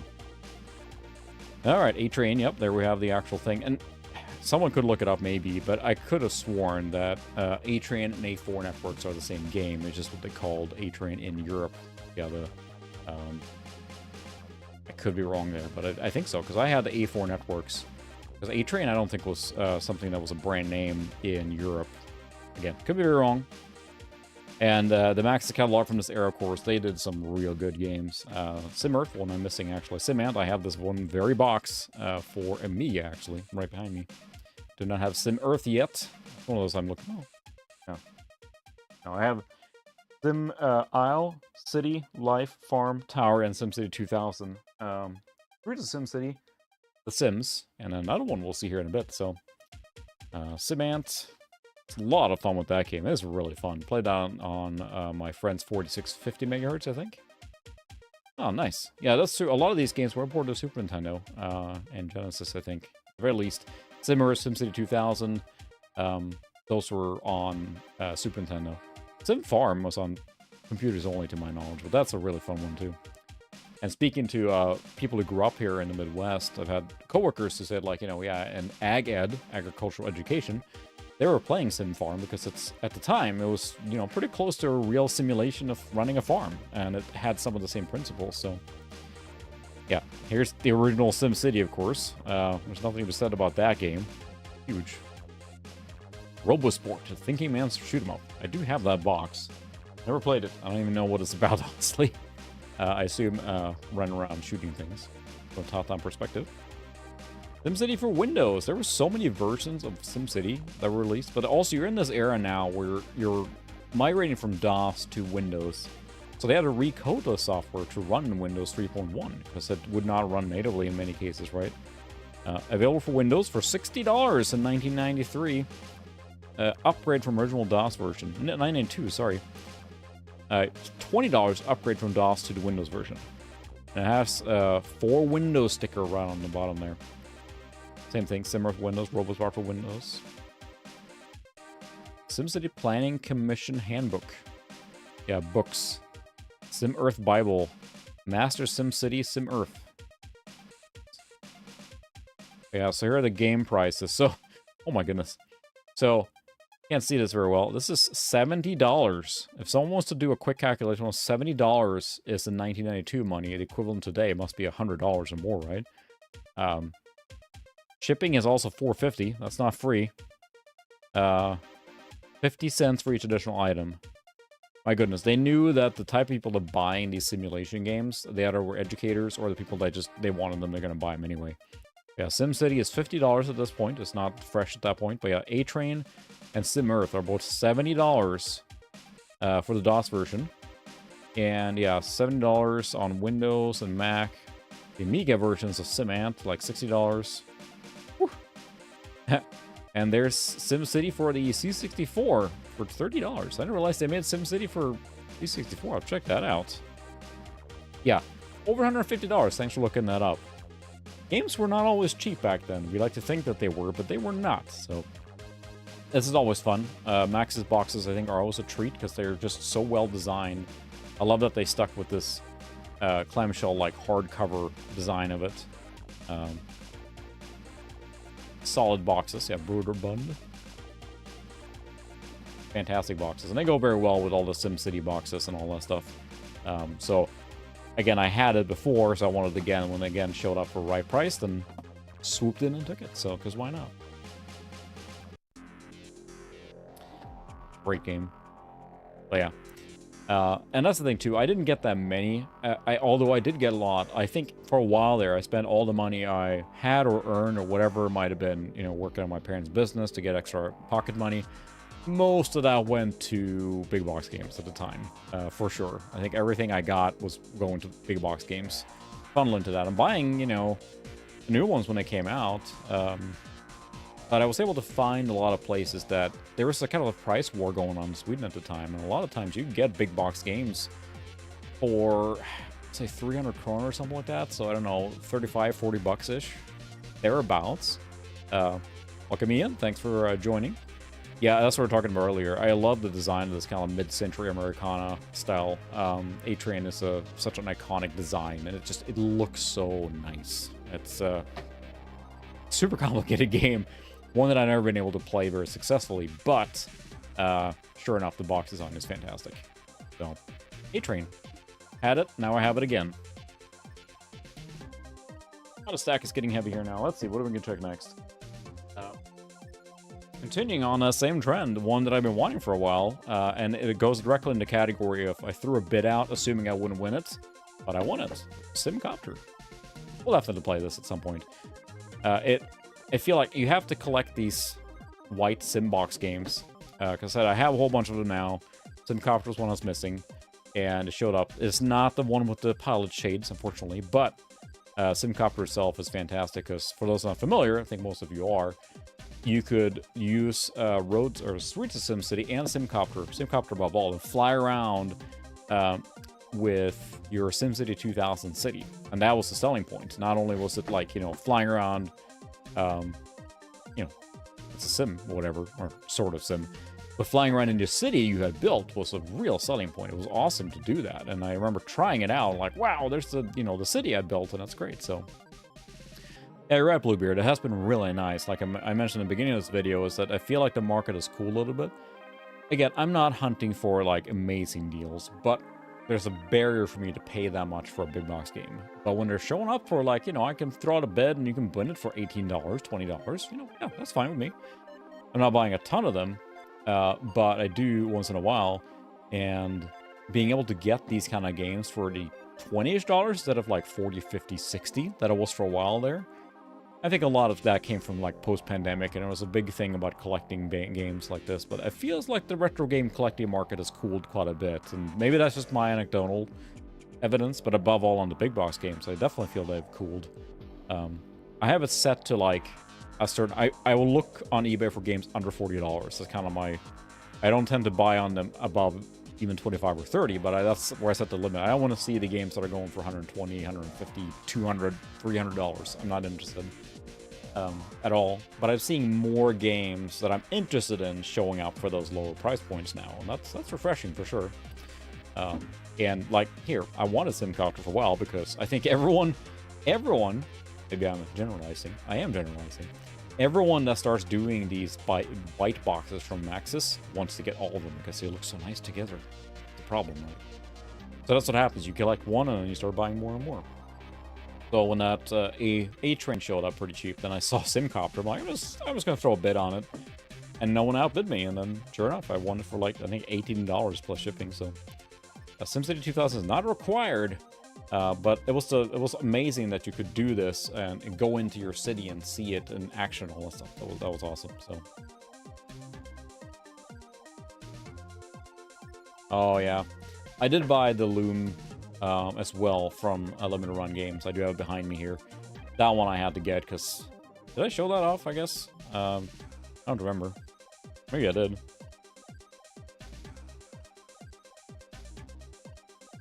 We'll check that one out next because I bought it recently as well. It did arrive. But that's one that, you know, buying a real copy of Loom is ridiculously expensive and I just can't justify it. But a re-release for a decent dollar sign? Okay. Yeah, we have the manual, no color. But Max's manuals are always really thorough, I think. They show you a lot on how to play the game, information, backstory. They're always a treat. And I think we mentioned before as well, but when you were a kid and when you couldn't play the game, you went to bed or, you know, like on the bus, didn't matter. I always had some manual with me for a game. Like I had like Diablo. I stopped playing Diablo for the night and I would just read through the manual at night because it was so cool. I wanted to learn more about the game while I could. Yeah, that's true. So we were talking, I'm not sure if you joined there when you saw it or not, Ian, but we were looking through the Max's catalog and several games there were $70 in 1992 money. And Doppler, you can see in the chat over there, counted that to $150 adjusted for inflation. And I don't think I've ever paid more for a big box games than the original new value. And I don't know if there's any games I bought used even that have been original. And with the original price, it's a mental barrier for me. I just can't spend that much on a big box game because it's just a hobby, right? It's not like, you know, I gotta have that game because there are other ways to get these games, but having the Feelies and the big box on the shelf behind me, it brings joy, but not for stupid prices. That's 32X manual, but you're really cool one, so. Yeah, that's the thing too. Some of the Super Nintendo games, I think I paid, you know, you look at some of those, I think 729 kroner I think I paid for a Super Nintendo game. Might have been Mega Man X or the one I traded in for, Stunt Race FX after that, but they were going for 700 plus kroner in my small local hometown. And 700 kroner would have been, you know, I mean, 70 bucks-ish, if not more. And I knew just for inflation from, you know, 1994, that adds up fast. So, yeah, a lot of money. A little torn here, but again, it's just, you know, for this price, hard to argue. Oh, Simcopter, that's pretty much it. Looks like it has a bit of a jewel case thing in here, too. With just quick start. Okay, there was a lot of quick start guides in here, too. E1, 75 megahertz or faster. Microsoft mouse, SVGA card. Yeah, basic stuff. So the game itself, the box, I don't think is exciting here. There's not a lot included in it. There's no extra feelies. There was a version with the shades or pilot shades, but those are, like anything that has like an included collectible like that, they usually go for a lot of money used, and I just not interested in paying that much, so. Yeah, Simcopter. Again, mostly to complete the white thing. Now, the question I have, or the decision I have to make, is that I don't have Sim Earth. There was a Sim Earth Classic that was released that has the white color scheme, but the original Sim Earth is black, like we saw in the catalog, and I'm sure many of you are familiar with, so. Free radio offer. Cool.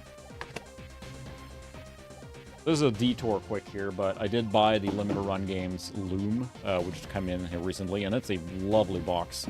They did a good job from Limited Run Games with these LucasArts game boxes, and I wish I would have bought more of them. But this one is the one that tries to go to the original style. I know that I wish they would have released like Monkey Island individually. Instead, they made a huge collector box, and I just wasn't interested in that. But it's got the same clamshell design. It fits right in with the other ones, but there's no denying this is the, you know, re-release version. Got a lot of stuff in here. I had not planned to show this tonight, but since we already discussed it, it's got a, yeah, here's the, you know, lock thing. You have a poster in here, there's a book, and yeah, it's very crammed in here. But above all, it's like, unless I got incredibly lucky, I'm never gonna see Loom for a decent price show up, the real one. So this felt the best way to own it on the shelf, which is really, at the end of the day, that's most of what I'm doing with this, right? And supporting them to do this, yeah, for use on your personal computer. Yeah. So this is a killer re-release from Limited Run Games. This is exactly the stuff I want to see. It's just basically a recreation with some flair and stuff. A nice box. Definitely not necessarily cheap, these ones, but this one I felt it was worth getting because finding the real one is just too expensive, unless you get really lucky. We'll talk about that in a second here, where I got real lucky. But let's go through some other games, because apparently I've been going ballistic with the big box games lately. Maybe it's just because the same thing with the market cooling has been enough for me to, like, buy more than I need, if you will, so... There's enough Lotus to...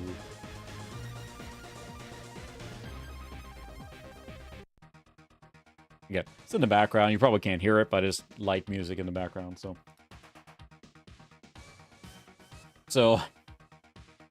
XCOM Apocalypse. Since I just bought XCOM UFO Defense, and I do want to get XCOM Terror from the Deep, but then this showed up as well, cheap. I just threw a bid on it, and I won it. I hadn't planned on it. I did used to have this in Europe, and the Europe box design is arguably way worse. This one is really cool looking, I think. The European one, it has a red and yellow pattern. It's like almost like a cross thing, or a big X with stuff flaring out from it. This at least feels like, hey, this is like aliens and soldiers and stuff. The one from Europe is just, I don't know. Yeah, it's odd or bizarre. I don't know. Is that what it's trying to be? I don't know. But XCOM Apocalypse is an interesting XCOM entry because it's similar but not at the same time. I played it for quite a while. I never beat it. I didn't play it that far because I think I got a little bored with it, but you're playing in a city instead. And the graphics are a little weird. It's still XCOM, you know, but they try to enhance it in ways that didn't really make sense. It was odd, but it's the same thing. But it has this weird, like, retro-futurism design to it. Like, it's like a futuristic Americana city. And it's just, it deviates a little bit from the 1 and 2, which were, of course, very similar. They were the same engine, same everything. Except underwater. So, this one came out a little bit later as well. Yeah, 46, 100 megahertz requirement. Recommended 90p1 or faster. Look at that. It supports the Gravis ultrasound. Sounds like we have to check that out at some point, huh? Yeah, Gravis Ultrasound Max, and Sonic Soundscape, Sound Blaster, Microsoft Sound System, ESS Audio Drive, Pro Audio Spectrum, Super VGA graphics required. So, quad speed CD-ROM. Oh yeah, XCOM Apocalypse is an XCOM game, but I do love the box design. It is really cool. Oh yeah, that's right. Whoever shipped this game to me actually was really good about packaging it. There was very well padded stuff, and they had, I forgot to take this out. What they had done is fill in the voids in the box so that it's more crush protected, and that's, you know, that's a good shipper to realize that you know, if this gets like smushed otherwise, if there's nothing to.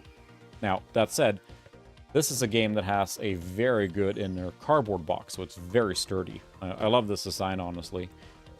But them filling that in helps a lot in keeping it sturdy during, well, email or, you know, sending in the mail, because the mail is not gentle with these things. So we have what looks like, I'm going to guess this was a hand-printed one. This does not look like a real one. Could be. Maybe I'm wrong. Ooh, look at that CD art. That's a good CD art. It does not look like it's aftermarket or anything. It's a real one, so great. Yeah, that's the thing. It's like I always try and comment when I get a good shipper. I always, when I buy a big box game, I put in a very nice way in this note to buyer or seller. Please ship in a box so it doesn't get crushed. You know, thanks so much in advance, etc., etc. And 9 times out of 10, they ship that correctly or properly, and you know, I give good feedback for that. So I honestly have no idea on value as far as that goes. I think that the problem with missing the inner cardboard box, the ones I have that are like that, and I have a few that are missing inner, is that it's really flimsy at that point. It has almost nothing protecting it from being crushed, and often you have like a push-in in the middle and stuff like that. So value aside, it's just harder to keep it in one piece. Like I have I think it's expansion for Total Annihilation. That does not have the inner cardboard, and it was by grace of some deity that it survived shipping because it was super flimsy, missing that inner piece. So you take that out, right? It's just very thin paper. So, so I'm not sure on the value change per se, but to get your cool alien figure of the popper. Oh, okay, so from part of the game, Rookie's Guide. So just a quick start here to get started. And it's got just a very interesting art style. I think they went really in on the Super VGA stuff. Yeah. It's an interesting, yeah, like just this weird design. As an XCOM agent, you have been trained to pilot all types of vehicles, both civilian and military. The following is a list of common, most common. Remember, selecting the right vehicle for the right mission can be crucial. Yeah, that's true. There's that part. So, it makes sense because,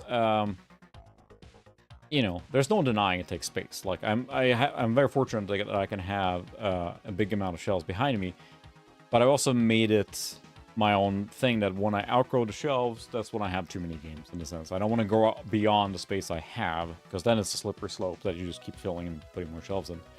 What I'm going to do is actually, above me here, looking at my wall or my PC, I'm going to put a shelf up there and put, like, software and, like, OS boxes, so I can fit more games on the shelf here. That's my plan. But it doesn't give me a ton of extra space, so...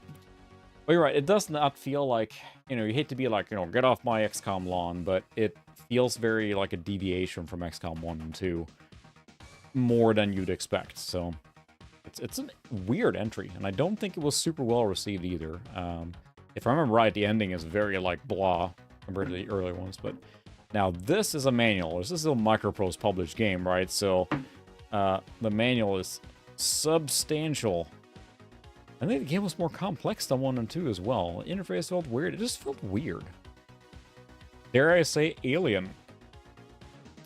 But yeah, it's... I mean, I'm not going to say it's a bad game. It just felt weird. It didn't feel... Yeah. I played it for quite a while, but then I just could never get into it. The same way I got with Terror from the Deep. I spent so many hours on trying to, you know, get a little further and, like, get the right strategies and stuff like that, and this just didn't click. But, that said, the box is fantastic. There's no denying that. 1997, Mythos Games. This is exactly the kind of big box I love. It's sturdy, got good stuff in it, it looks cool. I don't know. It's just, the game aside, it's a cool big box, and, you know, at the end of the day, let's be realistic that when I'm doing this, it's more for collecting the boxes, so, you know, I'm not going to try and deny that. Enigma. Stardust. Sorry, Ian, we're not using the Pico Gus in the background. I know the music is incredibly soft in the back. In the background, it's running on a... this is just Fast Tracker running on a Pentium 1 166 using Sound Blaster, so... It's the boring stuff. I just wanted something in the background. For my own sanity, maybe. But XCOM, Apocalypse, game, box, great. It's funny, because every time I do tracker music and stuff like that, I always get some copyright mark on it, because sure enough, that, you know, a lot of the Purple Motion, that kind of stuff is still copyrighted, so... Which is fine. I don't mind that. I like, honestly, the way YouTube does that, in the sense that I like to have the music, especially for games. I don't want to play Star Wars games without the music. That's ridiculous. It just feels super flat at that point. But I don't mind the money or the whatever ad revenue goes to them. That's fair. So, all right. Let's check. Another weird one that showed up. I had not planned on buying this one at all. Paraside. This is another 6 Degrees of Freedom weird game. And this is probably one of the worst ones of this. This is one that actually supports S3D out of the box. Rendition Verite. ATI 3D. So it's very broad use, but the game is not good. Not good at all. It was sealed, and I might just open it right now because I don't care about it being sealed. It was just quite cheap, so yeah. Here, we'll do this on stream. Sorry, fellow Puritans that don't want to break the seal on their games, but we're going to do it here. It's an interesting game, and I've used it mostly to test out or showcase different accelerator support. Especially the odd ones, like, yeah, ATI 3D is supported, S3 is supported out of the box. And that's odd for a game of this era, because I think they were trying to... It was right in that era where they were trying to support as many things as possible, so... Yeah, runs with all major 3D cards. Best use of special effects, 3D Effects Game Developer Award. The game itself, unfortunately, is not great. Very good at all. I was worried it's like a double fold up here. Top.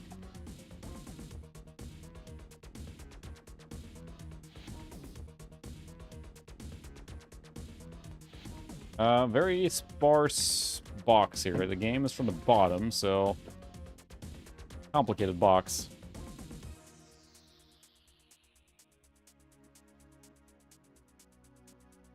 There, it's been freed from his prison. There we go. But, the same thing. No one was bidding on it, so I'm like, alright, I'll bid on it. I'll throw a bid and won it, so, it's again, a 6 Degrees of Freedom movement game.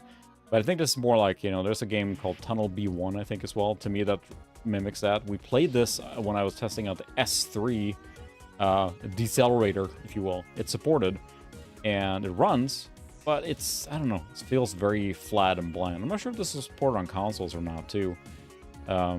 It's an interesting game. Eidos published it, but it doesn't click very well compared to Descent, which has like a vibe to it. This is, I think you're in space on a space station. And this is your ship, and it looks bizarre as hell, so...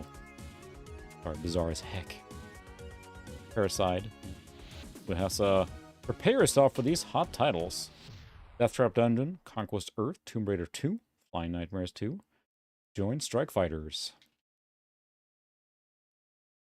Interesting games there. This is the quick start guide. Yep, odd information. So it's very much like a Forsaken Descent game. There's a few of these. So to my knowledge, you have, you know, Descent series being the premier one. You have, yeah, the Paraside, there's Forsaken, Tunnel B1. The Tunnel B1 might be more of a rail shooter than a 6 Degrees of Freedom, but there was kind of like a little boom of those games, so Descent became popular, so... That's true. If there's any fingerprints, that'll be very weird, because it was sealed. So, there, you can see the camera there. See, and then you can look at, whoa, there's OBS. There you go. Gotta go deeper into the CD. No, it looks very clean considering it just came out of a sealed thing. It would be bizarre if there wasn't. The jewel case feels very nice and new. But not a lot of stuff in here. There's not even... So the only manual is that one. M-Player Internet. Must be from the factory then, right? So... registration. But this is a very typical scenario for me. Like, you think about it this way, they were looking for shelf space. This is a large box. So this is this box follows the LucasArts standard size. You can see this is considerably larger. And it's all about shelf space. Because this game maybe not warranted a big box, but they got a really big box. So it's trying to capture people when they're looking at it, like to see on the shelves of the store, like, oh, that one looks cool, let's go buy that one. When there's almost nothing in here that warrants this size. It's not a flight simulator with like a 200-page manual. It's just a jewel case CD and a couple registration cards, and that's it. So, yep, it got a big box. I saw it, and like, you know what? I like to have that box because it's ridiculous. And here we are. But I'm not sure you can see here, but this has like a double fold here, which is really weird. Normally this is just a simple flap, but it is actually double folded to protect probably this side, which often breaks due to opening. That is a nice touch, at least. Yeah, Paraside, at least from what I've played, it's not a great game. And I don't think it set anyone on fire, except apparently at the 3D Effects Game Developers Award. Best use of special effects. It's a very colorful game. It uses a lot of color lighting. So there's that part. But, yeah, it's very much a 3D, or a Descent knockoff in that sense. Let's see. Here's one that I actually was quite excited to get because I've been looking for it. I love this era of games. Giant Citizen Kabuto. I remember seeing this in magazine ads when I was younger, and I had just already bought games. You know, like we talked earlier, you can only afford so many games, and eventually you have to say, well, I can't buy anymore now. You know, I gotta stop. And I couldn't buy that at the time. And yeah, that's true. The boxes did not survive that. A lot of them are ripped in the top, especially when you have some of the ones that are kind of like special flaps. They almost always rip. So, but this is a game that, interesting enough, I think it's censored here in the US. In the EU, the character there, there's definitely more detailed, to say the least. And we streamed this a little bit. I think we're testing it out for one of the accelerator videos. We'll have to play this properly at some point, because it's got just that fantastic late 90s, early 2000 3D look to it. It's a really fun game. And it doesn't take itself seriously. It is M-rated, but you get to play as multiple different type of characters. You have like these guys that are just, you know, jetpacks flying around shooting. You have like the water, you can swim around, and you can play as a huge monster too, which is a big deal. But it uses that awesome 3D style at the time. Great graphics. You know, I remember looking at these screenshots back in the day and like, wow, this is so cool. And this does require 3D acceleration. There's no software rendering mode in this game at all. So when this showed up as well, there's a common story here now. For a good price, I'm like, I can't pass this up. I bid on this. Again, not assuming I would win, because it seems to be a game that's pretty popular. But this game, above all, tells me the market is cooling a little bit, in the sense that normally you wouldn't be able to win a bid on this for about, you know, 20 bucks. It would go for a lot more, and I think I got it for just a little bit over 20, which was a nice surprise, because this is also a great box. It's huge. Interplay seem to really like their big boxes, which is nice. But yeah, supports all the cool stuff at the time. Athlon, NVIDIA, M-Player, Dolby Surround, Creative EX, but then 3D acceleration required. The specs call for a, I can look at this here now. There's a spec sheet right here. Not in focus, but yeah, Pentium 2, K6 to 350 or higher. Recommended the P2 K6 to 450 or higher. And a 16 megabyte direct 3D compatible video card. 1.3 gig of hard drive space. We're getting into the size area now where you have to have space for the textures. Upright 2000, so nice. Take a look inside the box. But yeah, that's a game that I love. That, I mean, I love many of the PC eras, but just that late 90s, real late 90s, early 2000s was just a golden age for some of these games. There were so many good games, like 98 to 2002, 2003. So many trend-setting games. Yeah, quite a few things in here. Got the jewel case. I do have this loose, I believe, but yeah, here we have 2 CDs.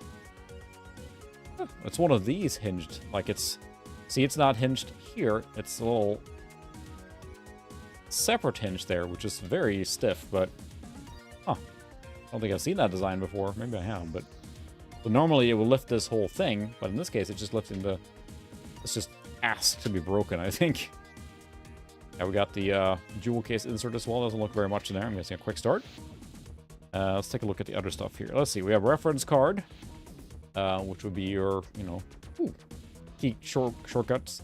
The thing with this is that since you're playing, yeah, let's see. We have the mech, Delphi, and the Kabuto, and that's a giant.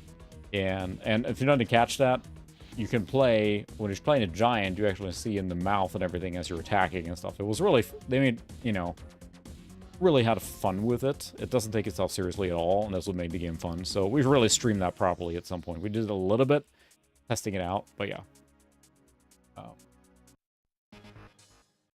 Yeah, very nice. We have the Interplay Productions Reference and Troubleshooting Guide, which I think we saw in one of the other ones tonight. Huge fold-out thing here. Man, ooh, look at this. Someone printed out. Oh, this is sweet. Look. This is great. Someone printed out the cheats. Let's see. This is from avault.com/cheats/print.asp game giant cc. Printed out on 4/27/01. I love finding stuff like this. Something that gives you history with the game or when the original owner had it. Yeah, there's a P4 Play the Light Bulb game with the Blue Man Group. P4, like a sponsored ad thing or whatever. But this is great here. So yeah, display frame rate. Press T or Y. Uncensored Sea Reapers. So the Sea Reapers then are the blue ladies, and they are censored in the sense that they have been, you know, cleaned up a little bit. The original art model have them topless, fully topless, properly, and everything. And apparently a cheat, or you can fix that by taking care of that.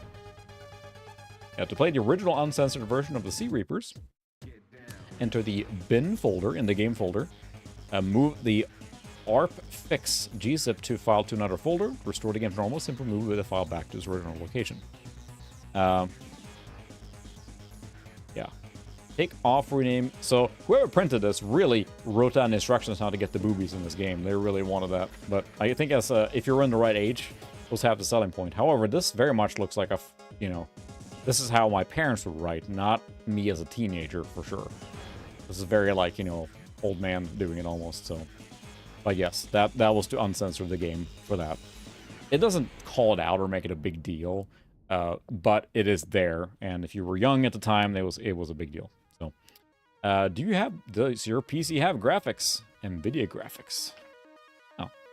For the best gaming experience, equip your PC with a graphics processing unit, GPU, from NVIDIA, providing lightning-fast frame rates, superior visual quality, and the best special effects. Sure. This is after 3D effects, like, they're kind of dying down at this point, right? 2000. They're past their heyday. The Voodoo 5 was coming out, and just, you know, it just didn't set the world on fire compared to NVIDIA really taking off at that point. Ooh, here's something cool. Falcon Northwest Flyer. Think fast. I remember they were doing a lot of promotional. So this is the Kabuto, the giant you can play as. Faster than a Ferrari and more reliable. Computer gaming world. Look at that. Who wouldn't love those Falcon Northwest computers? Kabuto would play it on a Falcon. Falcon Northwest gaming PC. Faster, smoother, bigger graphics. Oh yeah. Love those ViewSonic monitors. I have one right here. 19-inch ViewSonic professional series. That's I use for streaming. But I think those Falcon Northwest computers have gotten pretty collectible now, unfortunately. Or maybe they haven't survived. I did have a Pioneer slot and DVD player, which I would love to have again, but yeah, those are expensive now too. But yeah, it feels like there was a certain swagger with the PC games from this era. They took them, they knew they were kind of hot stuff, especially games like this with an attitude. They knew they were a viable, proper medium at this point. I'm just generalizing now, but it seems like they were really like, you know, yeah, we're games, so what? You know, we're cool. Yeah, they definitely didn't have an exciting case design compared to, like, you know, you get to the Alienware stuff or whatever that in the early 2000s that went all ballistic. But this is still coming out of the 90s, right? But the understated cool design of it. Special? I don't know, but unique, I guess. So the manual is definitely hefty because you have to have enough stuff for all three different characters. They play dramatically different. It's like, you know, the different factions in StarCraft, they all play very different, so you gotta kind of show. And these are even more than you'd expect from the StarCraft or whatever. These are very different. Like, completely different. One has a jetpack with guns, one swims around and swings a sword, one's a giant. So, extremely different. Yeah.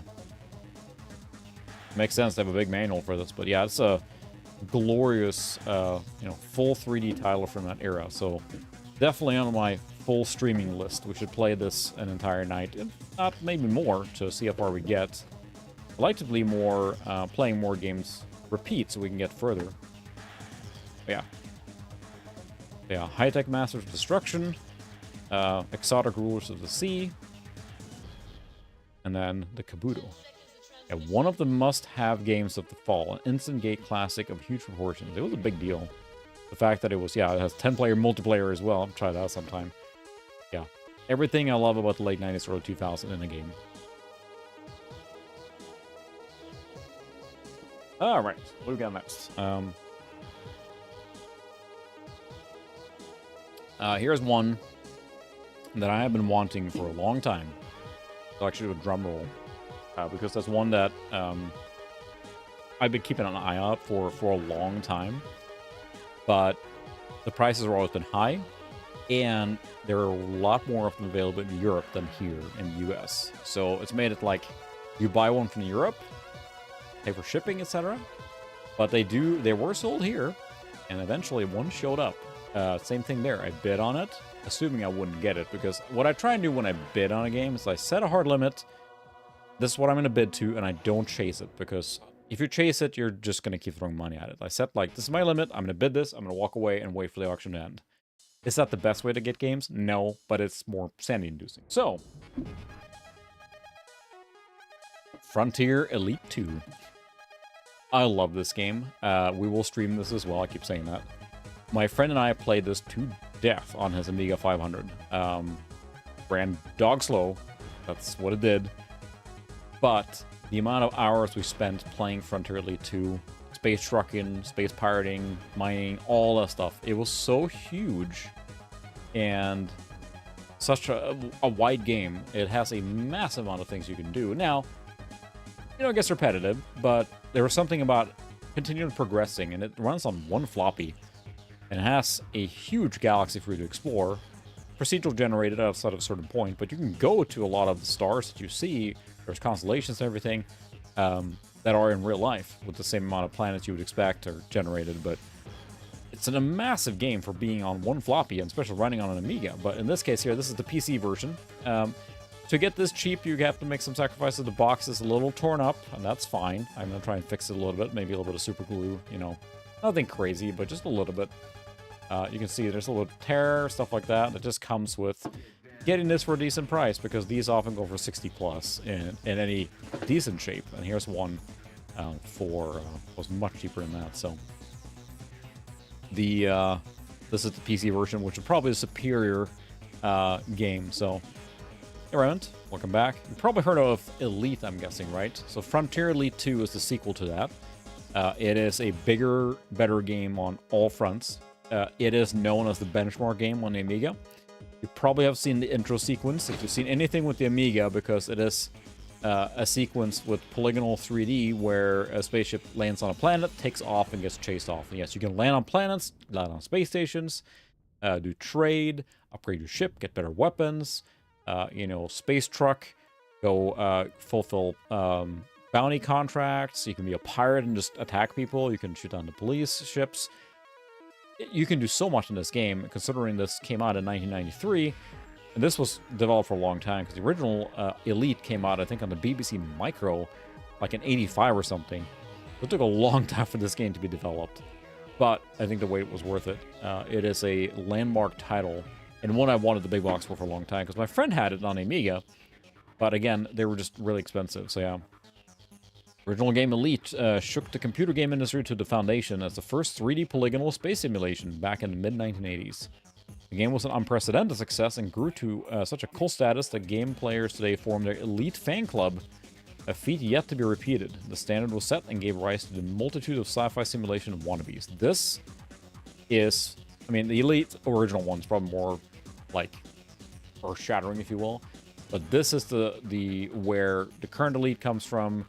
Star Citizen, No Man's Sky, a lot of that stuff with the open space exploration. And you can do so much in this. And again, this is on 2 floppies. From my understanding, the second floppy is just not being used at all. So you have a 720K floppy containing literally like the Milky Way. I mean, it's absurd. Now, again, a lot of procedural generation, but how do you program that for a game or machine of that caliber? Because the Amiga has like a 7 megahertz processor. And the PC version runs a lot better. This is requiring a 3-6, 2 megabytes of RAM, Sound Blaster, Ad-Lib Roland, nothing special. But again, it was developed for the Amiga to run on Amiga. So, but yeah, this is a game I played to death. Konami. That's right, they were published by Konami. So, GameTech is developer. Calling all collectors, please fill out a mail this card to us today, so we can do market research. Type of computer you own: MS-DOS, Clone, Tandy, Amiga, Commodore, Macintosh, or other. So that is the thing too. The Elite games, the first one was really just, we're talking about a game that ran on like one floppy back in '85 that had thousands of star systems, if not more, for you to visit. It was huge, especially playing on like an 8-bit microcomputer. It was ridiculous. So that's where I think a lot of it came from, and especially in the UK, where the BBC literacy program, where they were pushing the BBC Micro or the computer, like to get everyone used to computers in the 80s. So a lot of kids may have had access to a BBC Micro in school, and they wanted the microcomputer at home. Maybe a BBC Micro, something else, Commodore 64, whatever. A lot of kids played the Elite games in Europe, so especially UK. So this was big in Europe in general. So then when this came out later on, it was more, better, bigger, cooler, sleeker, polygonal 3D graphics. And if you watch any video about any 3D, or not 3D, but accelerators to Amiga, I guarantee you they're showing the intro sequence of Frontier Elite 2 as a benchmark, because it runs dog slow. You're talking about polygonal 3D graphics on a 7 MHz software render processor. It did not run good. We're talking like single-digit frame rate easily. Very low frame rates. In space, it was alright from cockpit view and everything. But as soon as you got out and saw your ship from 3D, it slowed down. But you can land on planets. I mean, it was huge. So, Frontier Quick Start Guide, but also means it's a very complicated game, of course. It's a space flight simulator game. I played the second one a lot too, or the third one, which is Frontier First Encounters.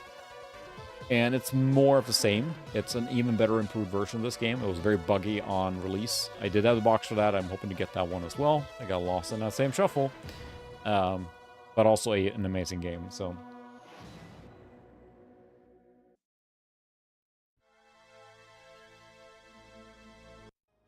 Taking random tracker songs here in the background now. So yeah, the manuals here are substantial. The thing with these games, right, they were limited in what they could show. Again, this is an entire galaxy on one floppy. They're limited in what they could show, so they tried to build a backstory. So there's stories of life on the frontier here. There's actually, like, stories to engross you in the world and expand the setting a little bit. And I think a lot of this has been imported and kind of, like, lifted into the new Elite game, too, which is, of course, there's a modern interpretation of this game as well, which I haven't played, but the people that have played it seem to rave about it. My coworker has been doing VR for that a lot, and he loved it, so I really should check that out at some point. So you have to kind of, like, you know, what do you call it? The fantasy gap, if you will. You got to fill that in these old games, because you couldn't walk around in this game or do anything like that. You could land on planets, but as soon as you land, it's just a menu of doing sails and stuff like that. But the general premise of this game is that you have an entire galaxy, there's a map here too, that you can fly back and forth. You can buy goods, sell goods, highest, lowest, do illegal trading, shoot another spaceship and take their loot, you know, protect yourself. You can do mining. It's all the stuff that you kind of expect from a space simulation game these days.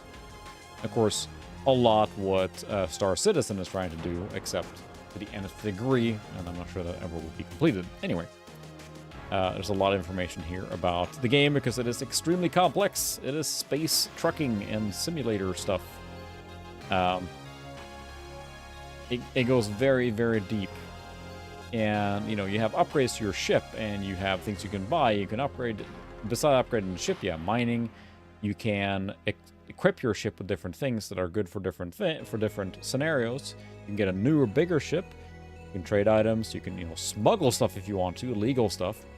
But most of the time, you're in a menu system like this, where just a list of things that you just pick and decide on. Mechanics of spaceflight. Because there's momentum in the game. We have all these different ship types and everything you can upgrade to. It was an immense game. It's hard to overstate how huge this game was for running on the computers at the time. PC, of course, being the better version here because it had more horsepower. But the fact that it even fit on an Amiga to begin with is something ridiculous. Yeah, there's a lot of backstory stuff, but so I don't know that I would necessarily recommend sitting down and playing Frontier 2 at this point, but for me it's extremely nostalgic and one I've been hunting for a long time because it's very popular in Europe, especially UK, so finding a box game there is usually pretty expensive. But here's one that is the key to making this box cool, that it comes with a freaking star map here included. Let's see if I can try and avoid ripping it as I'm opening it, because it's extremely large. That shows you the universe where you can fly.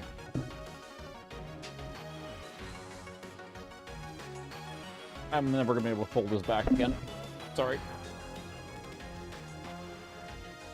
Oh, So here we go. Where do you want to fly? These are all star systems that are available to fly to in the game on the 720K floppy. So all these dots are different stars. You do start out at Sol. You can go to the ones you would expect, like Alpha Centauri, Bernard Star, and stuff like that are close by. But all of these are explorable. You know, they're random generated as far as like what's available in those systems. But it gives you so much to do, and you can find trade routes here. So they're randomly generated trade routes, stuff like that. And there's economies on all the different places to change. So they might have one time where, you know, okay, in this Incanol star system, well, they're looking for farm equipment. Well, you know what? The star system over here, Formalhaut, they're selling farm equipment. So you can set up routes that way and fly back and forth. Yeah, and there's secrets and stuff like that to find too. So a game of that size and scope in the early 90s was what sold it or made it such a big deal. And surely for us, I mean, I used to sleep over at my friends in middle school, and we played Elite 2 until we couldn't stay awake anymore. We just hours and hours space trucking and doing random missions and stuff like that. It was a huge game. It still is a huge game. Floppy. So I think the scope and the fact that we're able to pull it off makes this one of my most sought-after games to have on a big box. So I'm very excited to have that. Also not clean. My hands are very dirty now touching all these old game boxes. I should get in the habit or figure out a system where I can clean these games as they come in and take care of them, but I have not. I'm too lazy for that. I just kind of throw them on a shelf. So I have a lot of games that are very dirty. I should take the time, and maybe sometime, maybe when I'm retired, I can go through the games and clean them up. So those are all the games I bought solo or separately recently at home here. But I also figured I should showcase the games I picked up at VCF Midwest as well. And Ian was there too. Hi. Because I grabbed quite a few games there as well, and some of them are real bangers. I think I've shown a couple of them maybe, but I figured, like, why not? We're going through like a tour here now, a victory lap of VC Box games. But that was what we were already showing was like 15 big box games that I bought randomly here for a while. So yeah.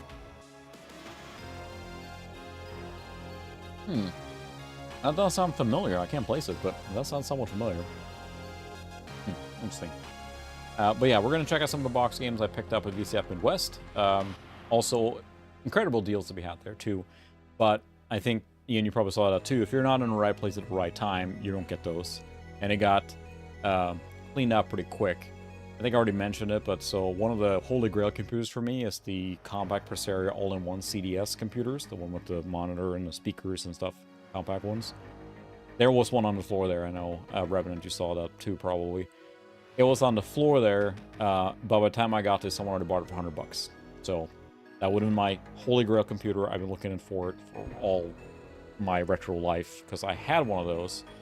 And finding them now is difficult because they're all so collectible. And in the US, finding especially is extremely difficult. So if I'd have been there a few hours earlier, maybe I would have gotten it. Who knows? But, you know, you can't mold that, whatever had happened. Got to move on. In fact, I was able to see one in person. That was pretty cool, but it was already sold. Let's go with one of the first big box games I found at VCF Midwest, which was Stunt Island.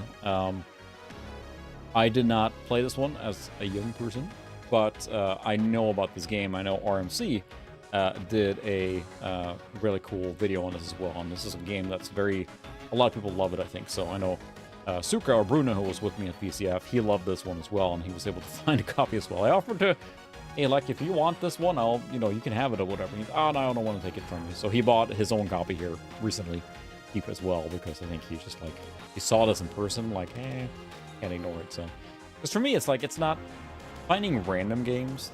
There are very few games like, oh, I gotta have this. Elite being one, probably Frontier 2.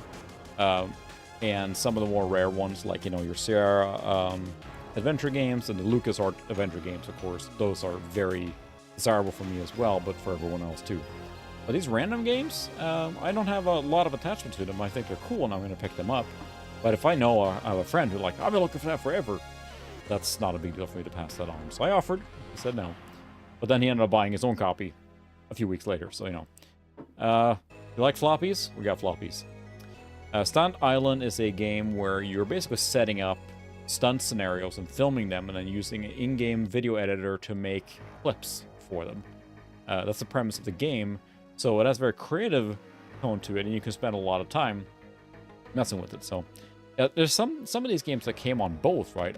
What happened when the transition period, going from 5.25 to 3.5, you either got this, or they would ship you with one with an offer in the box to order the second set. So let's see if this one says if it's included in both.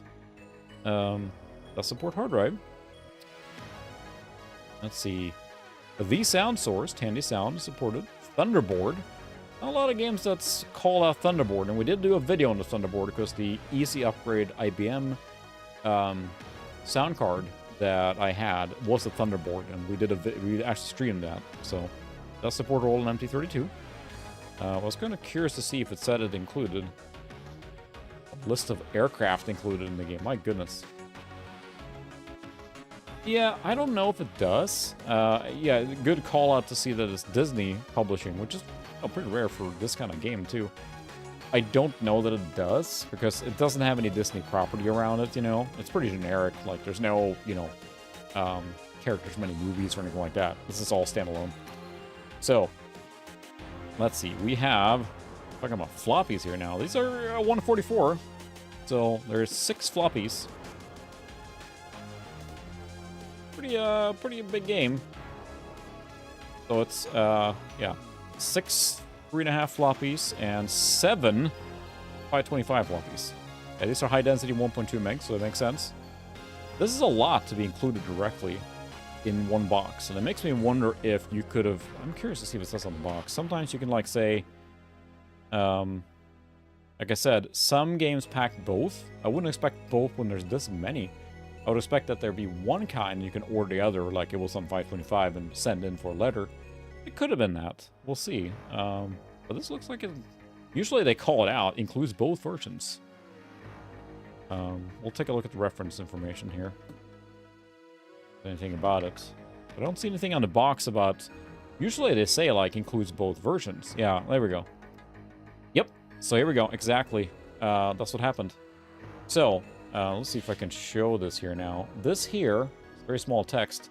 It says specifically 525 HD, 1.2 megabyte, 3.5 HD, 1.4 disc available by mail, offer inside. So whoever bought this did have the mail-in thing. So this game came on 7 floppies. Floppy floppies. Yo, dog, I heard you like floppy floppies. And they mail ordered the 3.5. So it did not come with both of them, because that doesn't seem cost effective. So they probably have to pay a small sum to order the 3.5. And the reason for doing that might be that you wanted to use these. They're faster, of course. 3.5s were the big hot thing at the time, I guess. So, but that's what I would expect. They wouldn't ship both of them at the same time, because that would be really expensive. So this is a 386 actually, so a little newer. 386 SX processor, 386 DX33 or faster recommended. VGA, color monitor, hard disk drive, PC DOS 3.325. But it needs 13 megabytes of space, so that's floppies. Yeah, that's a kicker too. The question is, did they wait to order it, or did they play what they had and then, you know, installed it again or something? They just wanted a second copy.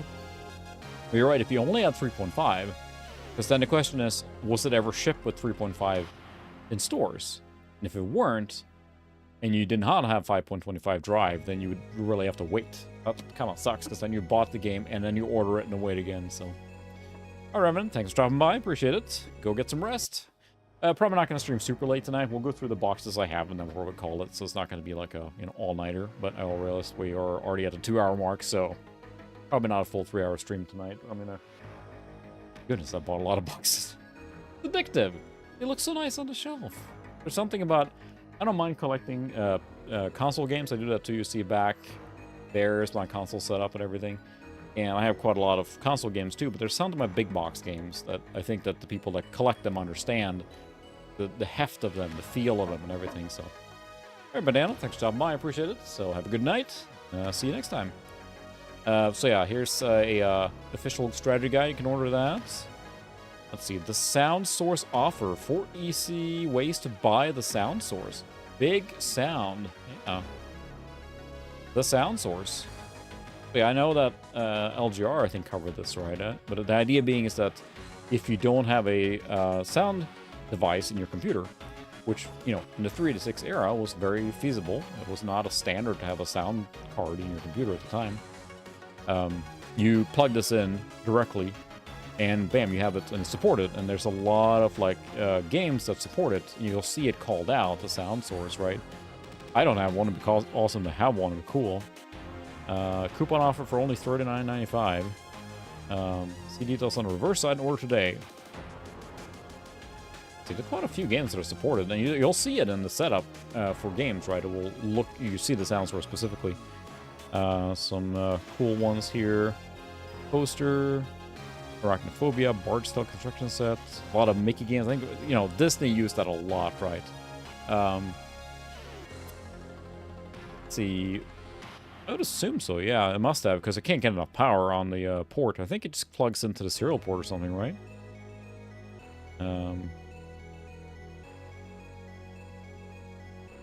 So, this here, I'm not sure if you can see, and this is a list of supported games and software. Now, I think a lot of them here are edutainment software, for sure. There's a long list of edutainment software, because that was the big deal, is that, okay, you have, you know, Mickey learns to spell. There's like Mickey's ABC, 1, 2, 3, colors and shapes, all the stuff in here. And if you had a computer at home with the intent for homeschooling or whatever, you could just buy this device and bam, it works, right? It was Disney supported. It was like the Disney sound source, right? They support it directly. So it looks to be a lot of that kind of stuff. Okay, so this is all the publishers. Sorry, this will be the games on the, or software on the left-hand side here.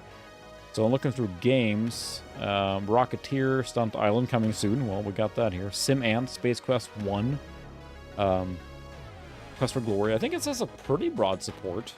Not like, you know, a lot of the other sound standards, but it's enough support that, hey, if you would throw it in, I think it'd be awesome if you had that there, because finding a sound source in usable condition anymore is probably going to be difficult.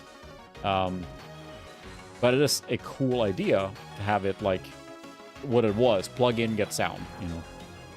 So there's the Kovacs Soundbox, right? It's a similar design. I'm not expert at these things at all, but and because this game is complicated, and you can design your, you know, you can, yeah, fly, film it, edit it. So you do a stunt, then you film it, and then you get to edit it to make it a video.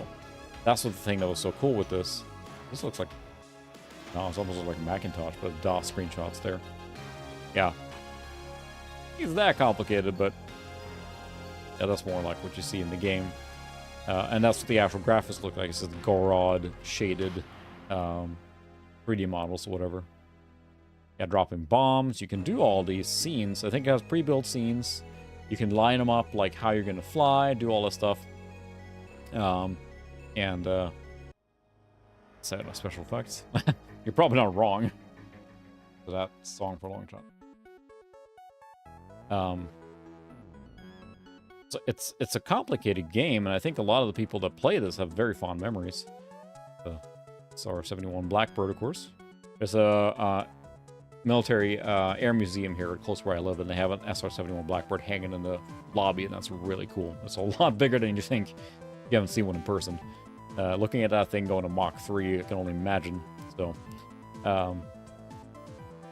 yeah, it's a neat game I'm looking to explore a little bit, but I don't know if this is in a good stream game, perhaps, but the ones that I've played it, I know, love it, because it's a playground for, especially if you were a kid playing this, because you got to design your own stunts and stuff, and that was exciting. You had hours and hours of entertainment there that you might not have gotten from other games, so that's a really, really neat idea. All right, so that's Stunt Island. Not to be confused with Pen Island.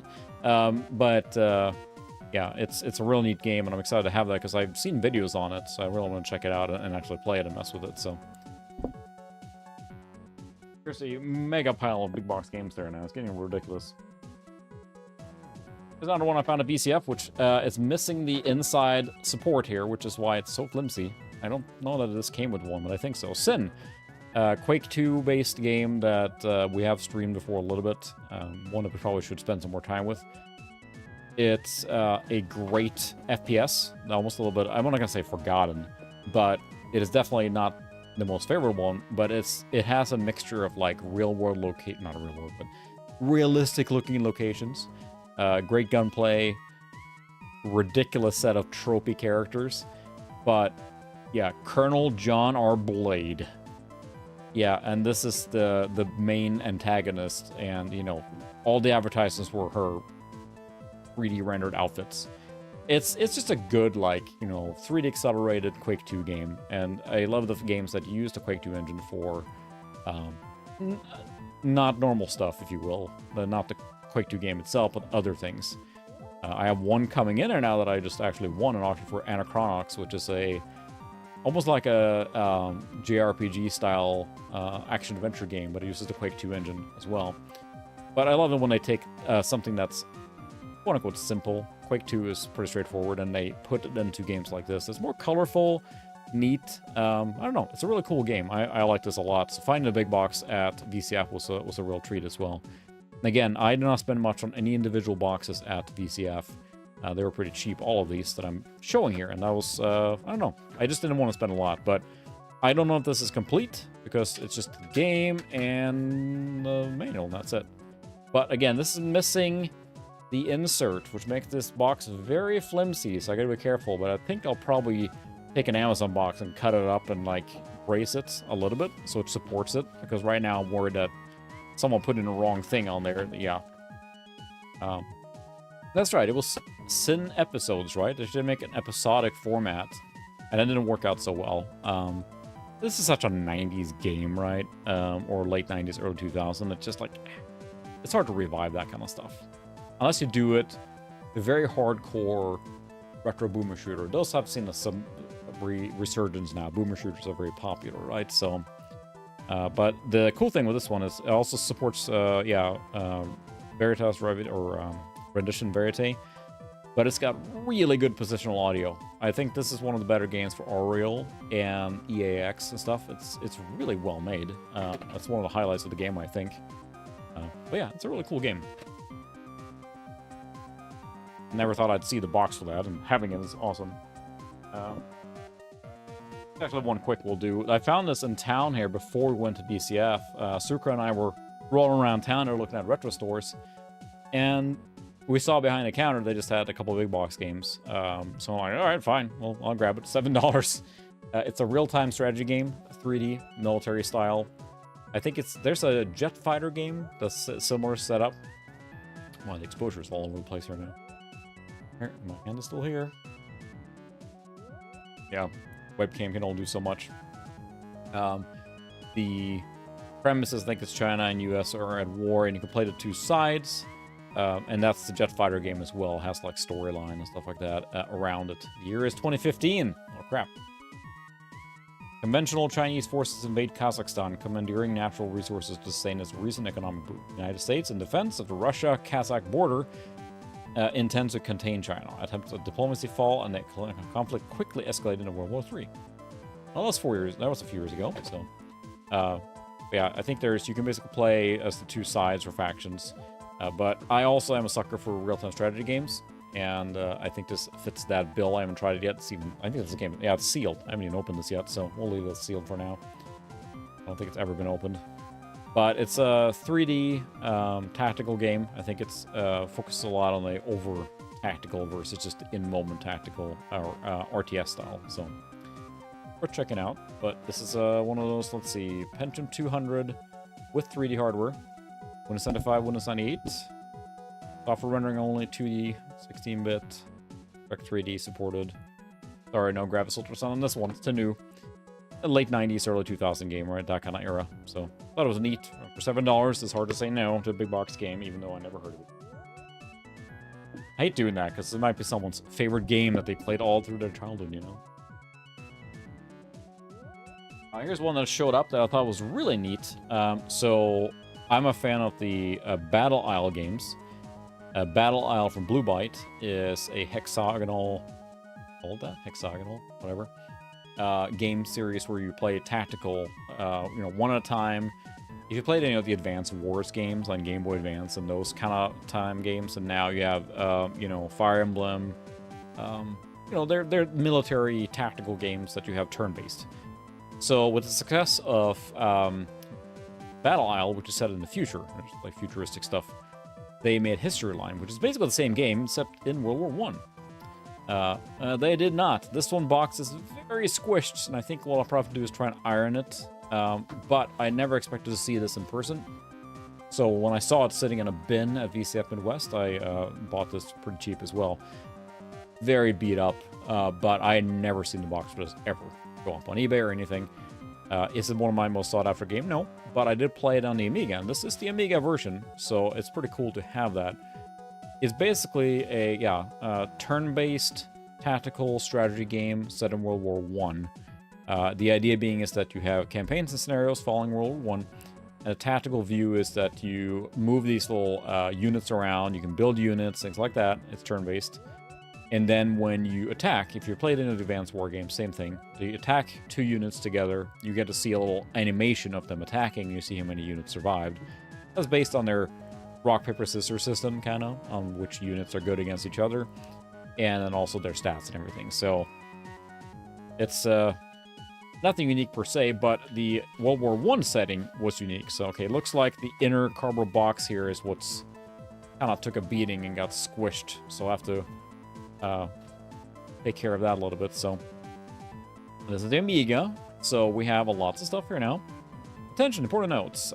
Here you'll find some notes to help about the game, which are not mentioned in the manual. Free memory. You need at least 400K of free chip memory. Extended flight sequences. If you want to play History Line without a hard drive on floppy drive and 1 meg, we strongly recommend you switch off the extended flight sequences. So these fight sequences, if you're playing that on floppy, has to load because they're graphically intensive for the Amiga, and you'd have to wait for that. So start without intro, change the disc when it's playing. Please make sure you insert discs only when you're prompted to do so, because this is the Amiga 720K, so we have 7 floppies. Not terrible. But still not fun. And the Amiga reads floppies 720K is pretty slow. If you ever played on an Amiga with floppies, it's just this. It takes forever to load. So having a hard drive on Amiga, more likely today a solution that emulates a hard drive. Many of such exist on the Amiga accelerators that do that. And I used the Blue SCSI on mine.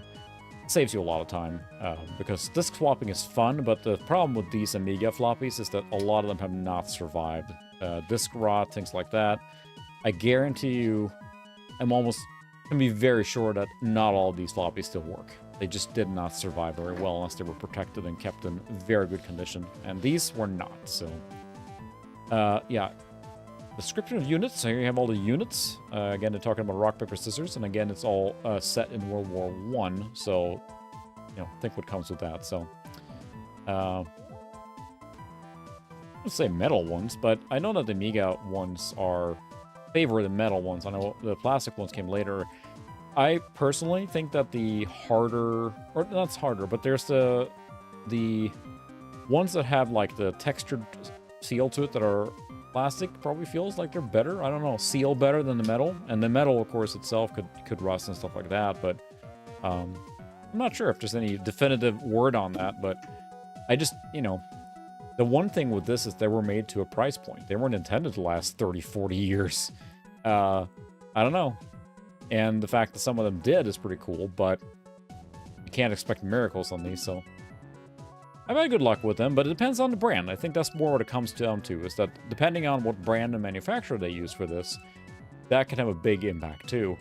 I have some that are like, I have some of those like translucent colored ones with plastic doors, and they are holding up really well. And then I have some that are just generic, that are metallic and stuff, and they haven't lasted. So it's a little crapshoot. I can see why you would prefer, especially the, yes, you're right, the very late era ones are such cost cup ones. Those are the ones you just find at the, you know, at the pharmacy, right? Those are probably not always a great one. So, interesting enough, I think that the Write Protect has been removed on, I can't remember, is the Write Protect up or not? I think the first ones that they can put saves on it, I'm guessing, right? Because these other ones are write protected. Or is it the other way around? I can't remember which one, if it's open for write protect or closed for write protect. So, but in some cases, you had to use an extra floppy to save your game and everything. But still, I think it's a really cool game. I did play that with my friend, because he was a big Battle Isle, and I do have the box for Battle Isle as well for PC. We played Battle Isle quite a bit. It was the first game I saw on Amiga. So, okay, open then write protect. So they protected those floppies.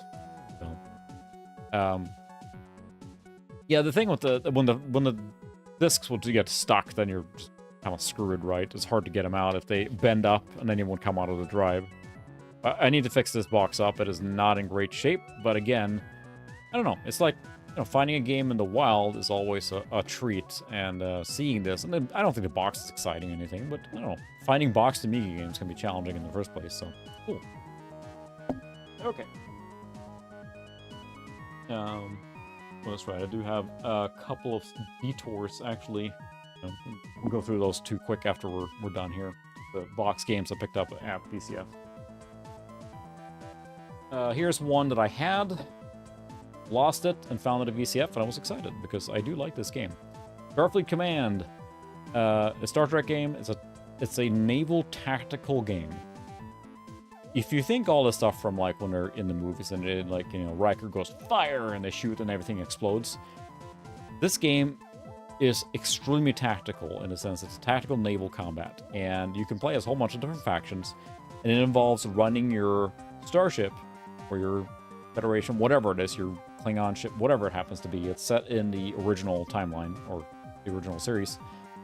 It's extremely slow because a volley of photon torpedoes is not going to do anything if their shields are up. So you have to whittle their shields down, line up your ship correctly, make sure the shields are up on the right side. It's very tactical. And it threw me off a little bit because I bought it like, oh, cool, it's like, you know, space combat. It's much harder than I expected, and it takes a lot of effort and energy to give it all. But there were 2 sequels to this, apparently popular enough that it got 2 sequels. Star Trek Armada is more like an RTS, which is more like point and click, you know, go for it. But this is much more like slow. You might as well have wooden ships from like Sail era fighting each other. That's more like the style of this game. So it's cool. And it got lost in that same thing. So I'm slowly rebuilding all the games that were lost. Getting them back. Yeah, this one I bought as well. It was $15, so it's okay with me. I did have the jewel case still, but the box itself was gone, so. That's also another one I need to pick up. And oddly enough, some of those Star Trek games, especially the original series ones, are not that expensive, so I really should grab them. The one I grabbed the most recent was the Trapezoid Next Generation box, and yeah. That's a really cool game, so. I think so, yeah, you're right. They were definitely geared towards an older audience. Here's all the stats. Stats. Why wouldn't you want stats? So let's see. The Plasma Torpedo Type G has an energy cost of 2.33 times 3 split by 1. And it has, let's see, the range and damage. So if you go to range 20, the damage is, I mean, it's like stats for nerds. This is heavy nerd trek. It's down to the minute details on everything does. Shield strength, weapons loadouts for each ship. It's very much geared towards an older audience and someone who likes to think through before they shoot, if you will, versus, you know, flying around. And I think when I bought this game, it looked like it was more like a quicker game, but then realizing that it was, in fact, a very deep tactical game. That threw me off a little bit. And I played it for quite a bit, but I found it much more difficult than you'd think. So here's another interplay, one of these, like, we've seen several of these, like 3 of these tonight, so. Yeah, you see the manual. Here's a quick reference card with just the keyboard shortcuts and all the icons in the game. It's an extremely complex game. And, you know, there's a market for this, too, because there's a lot of Star Trek games. There was a lot of them made, and a lot of them really good. But I think in this case, they were trying to cater not just to the nerd trek, but the people that love and dive deep into the specs and things like that and in Star Trek universe, and then wanting to pit them against each other and blowing things up. So it is a very unique playstyle. But it's not bad. It's just much more complex than I expected. You can have different tactical systems on your ship, you know, disruptor beams, torpedoes, shuttles, transporters, sensor warfare. You know, you got to block sensor stuff and everything. And then ship types and what they do and how they operate. It just goes on and on. So it makes the game very complex to play. Gorn Confederation. Yep, the Gorn are in here. So I didn't get that far in the game because, again, I lost patience as a high school we were playing this. It dates me a little bit there on what age I was in. But I think it's still a cool game. And since I had it, yeah, you're right. It's got a little bit of that EVE Online feel to it where there's just spreadsheets, basically. This is probably spreadsheet Star Trek the game. That's what it comes down to. So whereas in most action games, again, you're expecting to, like, you know, fire broadside, full spread torpedoes and blow up the enemy. Not in this game. You'll dent their shields, and if you use the wrong weapon at the wrong time, it is ineffective completely. You know, so if you go up against the wrong type of enemy, you need to be aware of, like, where their shields are strong, what weapon loadout they have, and where they're strong against. Like, okay, this ship is strong in frontal assault, so we need to go to the side and broadside. And ships don't, like, they're huge lumbering beasts, and they fly pretty much like galleons from this Age of Sail, you know. So yeah. It's still a really cool game, but not one you pick up and play lightly. This is one that requires you to put some effort into it to really, truly enjoy it, I think. But I had it, I owned it, I lost it, and now I have it again. So, I'm okay with that. Will I collect Starfleet Command 2 and 3? I don't know. I never played them, and I don't have a soft spot for the series as a whole, just this game in particular. So, I don't know. We'll see. But, cool game. The right price. Let's see. This one randomly was out for like $5. I remember seeing Steel Panthers a lot in magazines back in the day. And not that I was chasing it, but it's like it was so cheap that I do love the box style and everything. And I did play these kind of tactical military games, sorry about that, for quite a while there. And really enjoyed them. There was something about this, and I had a friend, my oldest childhood friend I grew up next to. He was across the street. Huge military buff. He loved everything military, you know, aircraft, you know, tanks, all that stuff. And his whole family was loving that stuff. So I had a lot of exposure for military games from him. Flight simulators, like aforementioned Battle Isle. That's the friend I played Battle Isle with. And so I was into some of these war games for a while because I really, you know, I came from that where he played them a lot, so I played them a lot too. And I did test the demo for this. I did play some of these kind of tactical games, so I kind of been wanting this too. Not anything I was necessarily hunting for, but it was there for like $5 or $10. And then I think that Bruno was like, if you don't buy it, I'm going to buy it for you. I'm like, fine. So I got it. And it's fun to do that kind of stuff at VCF when you're looking at games that you know, normally might not see or go buy, or it feels like a little silly to buy it on eBay. Very thin here. It's just a CD. Registration. There's a manual missing, or it's just on the CD, because a game like this requires a manual, you'd think. There's nothing else in here. But that's why it was cheap, but oh well. It's a, again, hexagonal tactical game set in World War II. So, the tank game. There's a, was it Panzer? Something. There's a Panzer series as well, which is similar to this, I believe. DOS CD-ROM game. Yeah, it's a cool box too. So that accounts for something too. And I remember something that makes me hunt games at a certain level is that when I remember seeing the box games in magazines or in sales listings, things like that, some of them are iconic. And Steel Panthers for me in a lot of the magazines I was reading was showing a lot of the time. I think that the military simulators, tactical ones, were pretty popular in Europe. There was a lot of armchair generals. Probably here too. At least in Europe, because, you know, World War II was still not that far long ago in the 80s and 90s.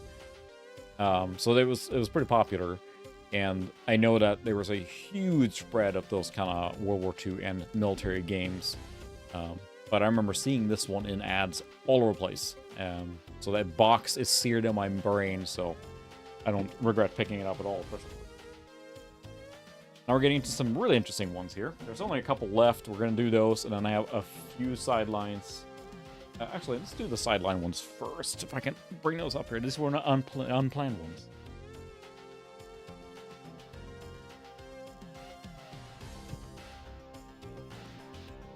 So, I have a couple of games that are a little bit of odd ones. Bruno was kind enough when he came and visited. He actually found this on the part of his trip. This is spherical for the Atari ST. Finding box Atari ST software in games is pretty rare. This is a small game compared to, again, here's your Loom for size. So pretty small, but it's actually a single screen puzzle platformer. So think Bubble Bobble style, not necessarily. But yeah, it's got just amazing artwork. It's from that 80s era, right? Where games just went all in, especially on the Amiga and the Atari. They just went all in on the artwork on it, which does not always reflect in the game, of course. But it's, you play as a little wizard. The graphics are really crisp, too, when you're playing it. It looks really good on the Atari. And as a reminder, Atari ST is a 16-bit Atari computer that's similar-ish to the Amiga. It lacks some of the custom chips that the Amiga had that gave it its unique sound and graphics and stuff. More off-the-shelf components. But still a very cool computer. And you play as a little wizard that has to run around, and like it has a bit of a load runner style to it. I'm sure you can see some of the blocks there. You put blocks out, block enemies, and try and guide a sphere to the exit. That's why it's called spherical. And of course, it's wizard. Magic and logic, skill and intelligence. Spherical is a game of opposites. Your cleverness and joystick skills are tested to the limit. When the wizard with his magical power overrides the law of gravity to guide a sphere into the goal. So yeah. A single puzzle game, like, it's kind of... But yeah, it's neat. We tried it for a while, and actually it's pretty difficult but addictive. Nice, cool design of the box. 2 Atari discs, they work. You can play it on these. This is very good condition. I'm not sure if it comes across, but it's basically new. And it's really cool he found that, so I appreciate him handing it over to me and give it to me. So he asked if I had the Atari working, and I said, yep. He's like, I got a surprise for you. So I appreciate that. German. Diese Gesichter spielt in einem Land weit jenseits unserem Vorstellungskraft auf eine Welt. Die Zeitlangen... Okay, yeah. I did take German for a little bit, but not for that level that I can read this. Oh my goodness. It is all in German. There's the US one. Backstory. Little fun. Wizard stuff. Yeah. It's a really neat game. It comes with a poster, too, here of the actual fronts. That's really cool. See, this is the stuff you wanted back in the day, because then if you had a game that you really liked, you got a poster with it, too, you can hang on your wall. Look at that art. The game does not feel as serious in the game itself, I will say, but that art is amazing. So, yeah. Very cool game. Appreciate him getting that, because Atari ST games is... There are some around... But especially in the US, the Atari ST did not have the same impact or spread as the Amiga and stuff like that. It just wasn't as big, it feels like. They're plenty around, but maybe not on that caliber. So, cool game. Unexpected. Nice pickup. The other one is Roguecraft, which is a new release for the Amiga. Straight up. Thalamus has been making and releasing games. And this is a rogue dungeon crawler. That plays with isometric viewpoint, and it's really good. It's pretty difficult, but it's just...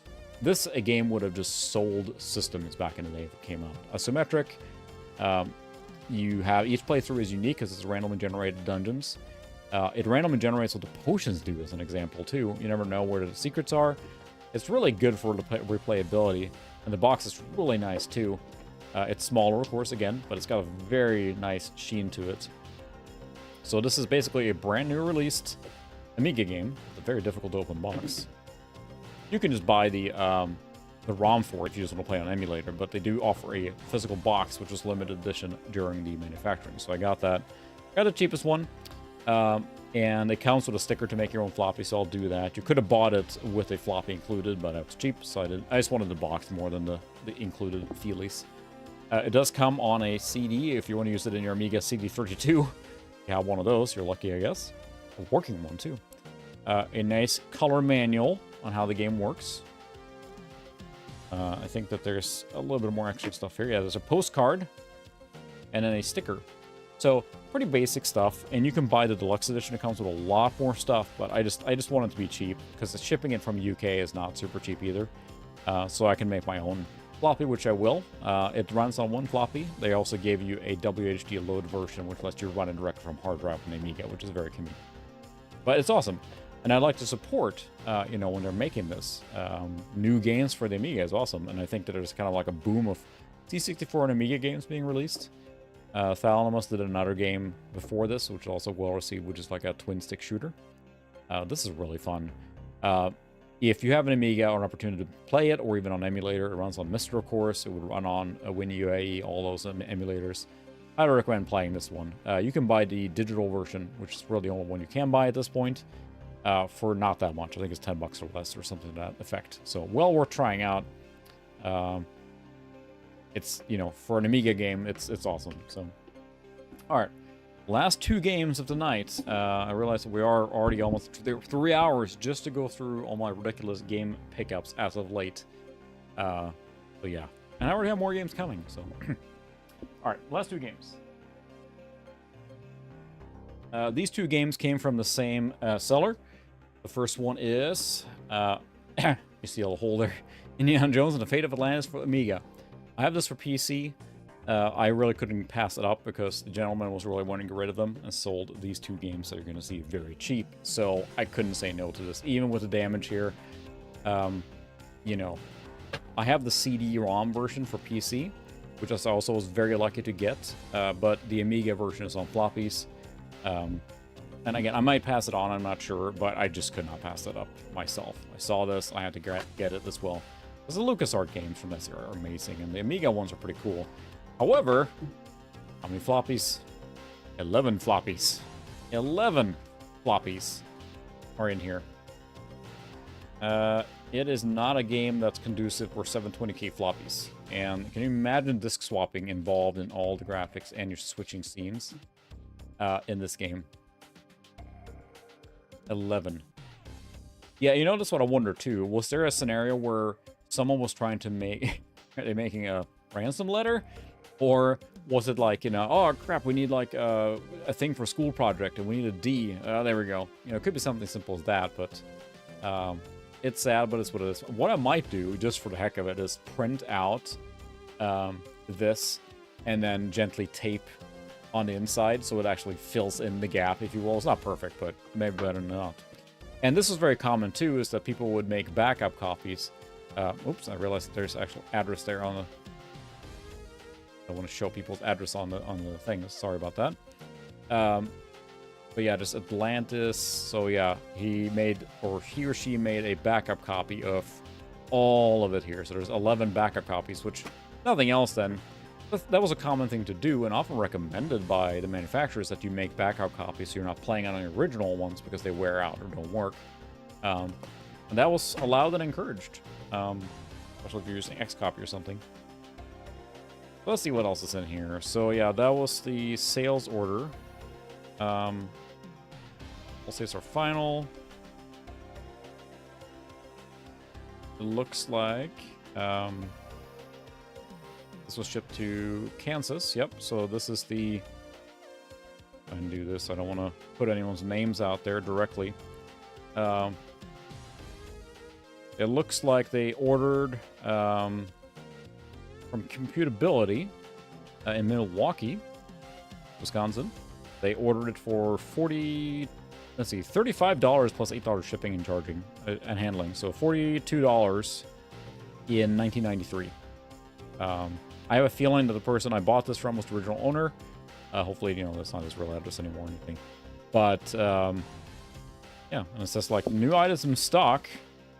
Let's see. Family Tree, Toaster Vision, Contraptions Act, Desert Strike, Legend of Corandia, Darkseid, Pinball Fantasy. Coming soon, Space Hulk. Oh, I love this stuff when it's included like that. Let's see. So we have, for hints and information, called a hotline. If anything's all wrong, call 1-800-STAR Wars. Empire Strikes Back for Nintendo, only $35. Star Wars Super Nintendo, $60. That game is not worth $60.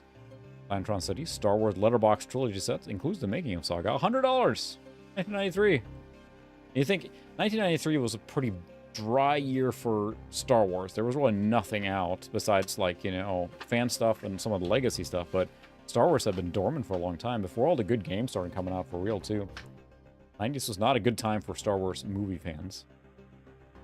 Oh, Lock Rock puzzle. So there's some of the puzzles in the game were so bad they included extra hints to make it easier for people. And here's one of the things that I love when LucasArts did was that they included a magazine for their franchises and stuff. It was great. LucasArts magazine with information about the games and stuff you can order. Stuff like that is awesome. There's something special about the LucasArts games from this era. They're just amazing, really. All bangers. Leads us to the last one of the night, which is probably the coolest one for pickup for me, anyway. That I found it for the same gentleman. And again, yeah, it's great.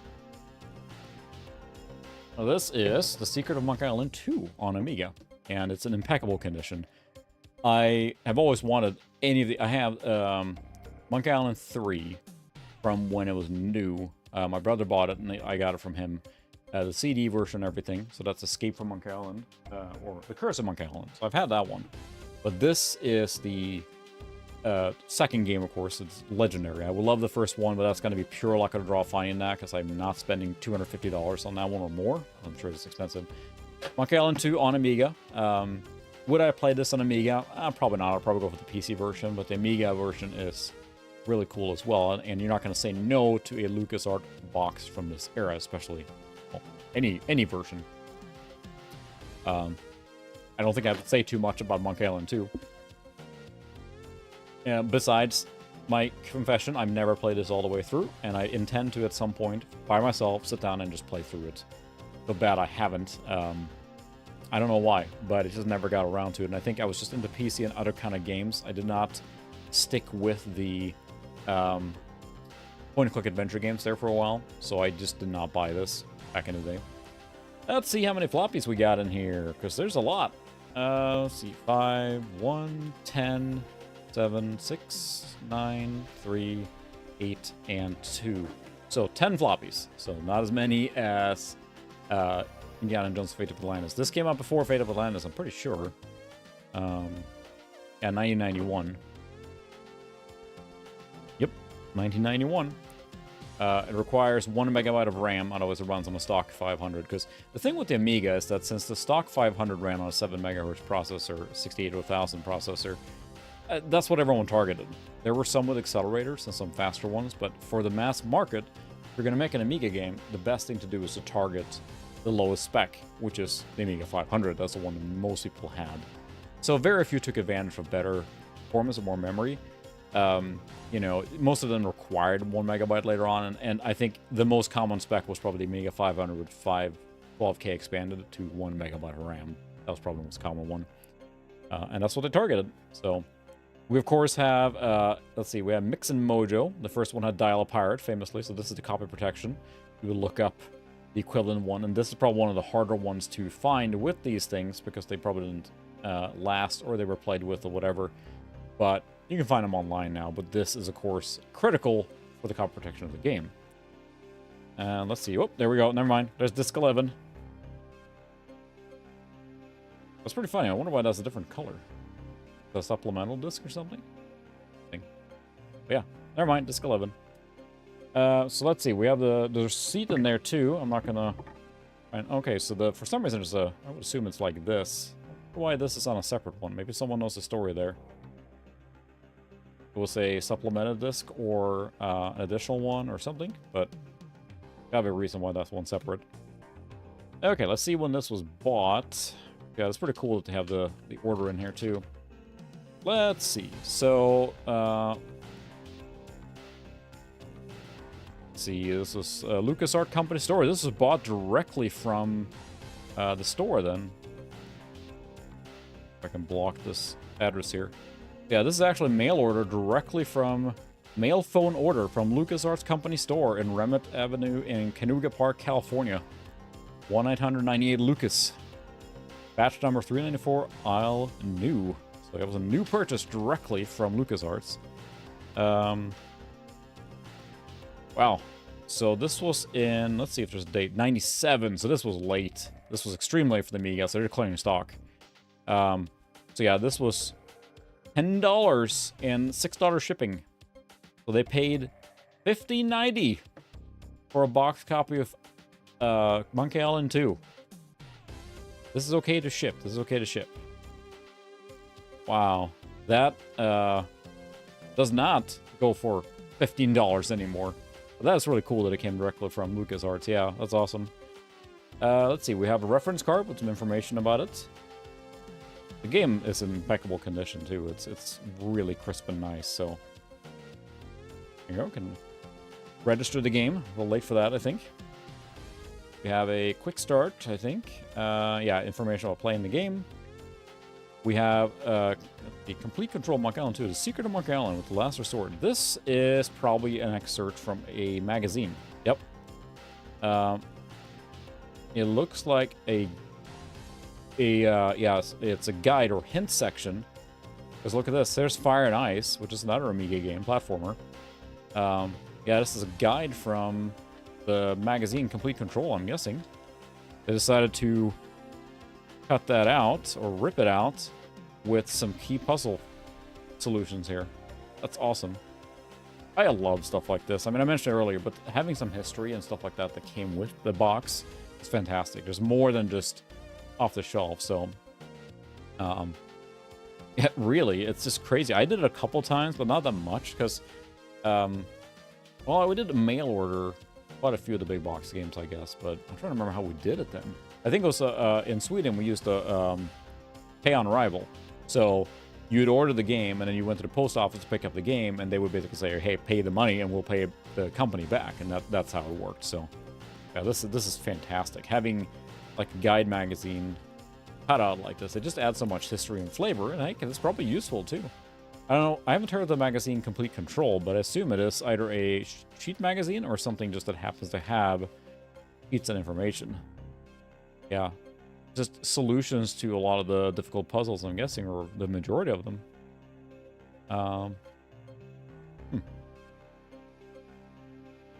That's awesome. So yeah, there's the purchase receipt.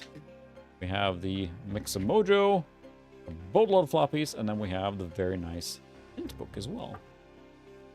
Largo Embargo. Oh, so yeah, this, let's see. Weird, I think this is just, yeah, the hints. They're not solutions, they're hints. And it looks to me almost, it's got the, with the red view or something like that, but maybe not. Yeah. Anyway, hints for most of the game, it looks like, if you're stuck. Which is cool to include that, because then back in the day, you wouldn't be able to Google that or something. And if you want a hint, then there you go. You don't have to use it or look it up. So they're trying to make point-and-click adventure games more easily accessible for the general populace. So, but yeah, super excited to have this one. That was probably the highlight for me pickup there. Missing out on that compact and then finding this that quickly. That was great. So... you know, that's what I wonder. That color seemed like, you're probably right. When you copy it, it's so light, it will not carry over on a photocopier. You're probably correct. Because otherwise, they wouldn't use that light up color for no reason. So that's probably the take. They didn't want people to copy it and sell it or anything like that on the side. So yeah, they were a mail order directly from LucasArts. Lucas Store in California. Oops, wrong side there, but what a great game, too. I mean, I know about the game, and I really need to give it a fair shake and play it properly. But yeah, that's the haul here now, and I can do this. Stand by, bear with me here. No, yep. Let's see. I had a great idea at the time.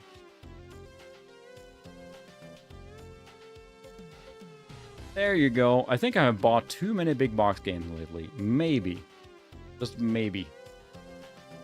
That's a stack. That's what we went through tonight. So, besides it's already on the shelf, of course. So, anyway. Yeah. Whew, that's a lot of games. So, I appreciate everyone hanging out. It was just mostly just a spur-of-the-moment stream in the sense that, you know, we'll do more games, stuff like that. But I just wanted to showcase the games and go through them and just chat and hang out. It's a fun way to do it. And I have more big box games coming in. But I'm just obviously addicted. You can see down here too. Look there. There's the white Sim game boxes. So Simcopters are gonna go right in there, but the one I'm missing is Sim Earth right now. And it's hard to stop, especially when prices have cooled and have gone down. So, but yeah. Wow, you went to a copy shop? Oh wow, okay. Well, that's the thing too. You know, it's especially if you're a pirate in the game or whatever. Then you didn't have the copy protection. You got to do what you got to do, right? So, yeah, it was a fun time and a fun era for sure. Yeah, it was fun exploring and going through all these games here tonight. And you know, again, I love the big box games, but I'm trying to limit my collection to the shelf behind me. And we'll see how that works out because I keep buying them. But like with the market cooling, it's real nice to do that. You don't have to spend a fortune on them anymore. You know, 15 bucks here, 20 bucks there, 25 bucks there. Sure, it adds up, but if you space it out, it's a fun thing to do. You can be on eBay now and find those deals and not just have to be sniping auctions. And a lot of the stuff you saw tonight are ones that I just put a bid on and just, you know, hey, they didn't go, or the bid didn't shoot up or anything, so I got them for a decent price. So. But here we are. I said we weren't going to do a long stream and went up to 3 hours because that's how long it took to go through all these games. That's ridiculous. But I'm not going to figure out a way to get them on my shelf somehow. So there's that part. Anyway, appreciate everyone hanging out. We'll see if we stream next week or not. In a couple weeks, I'm actually going to Microsoft Ignite. I'll be out then in Chicago. So if anyone else is going, say hi, I guess. They're going on company business, so that should be interesting. But next week I might stream as well. I did want to possibly showcase the Linux machine I built for gaming. I used that for Paraside as a Linux distribution that's trying to mimic Steam OS, and I've had a lot of fun with that. So maybe we'll stream that or something else. Who knows? We'll see. It is random. Anyway, thanks so much everyone hanging out. It was fun chatting tonight and being nostalgic like we always are. So hopefully everyone has a good weekend, and I will see everyone online or next week. So have a good night. Good night. I'll see everyone next time. Have a good one. Good night.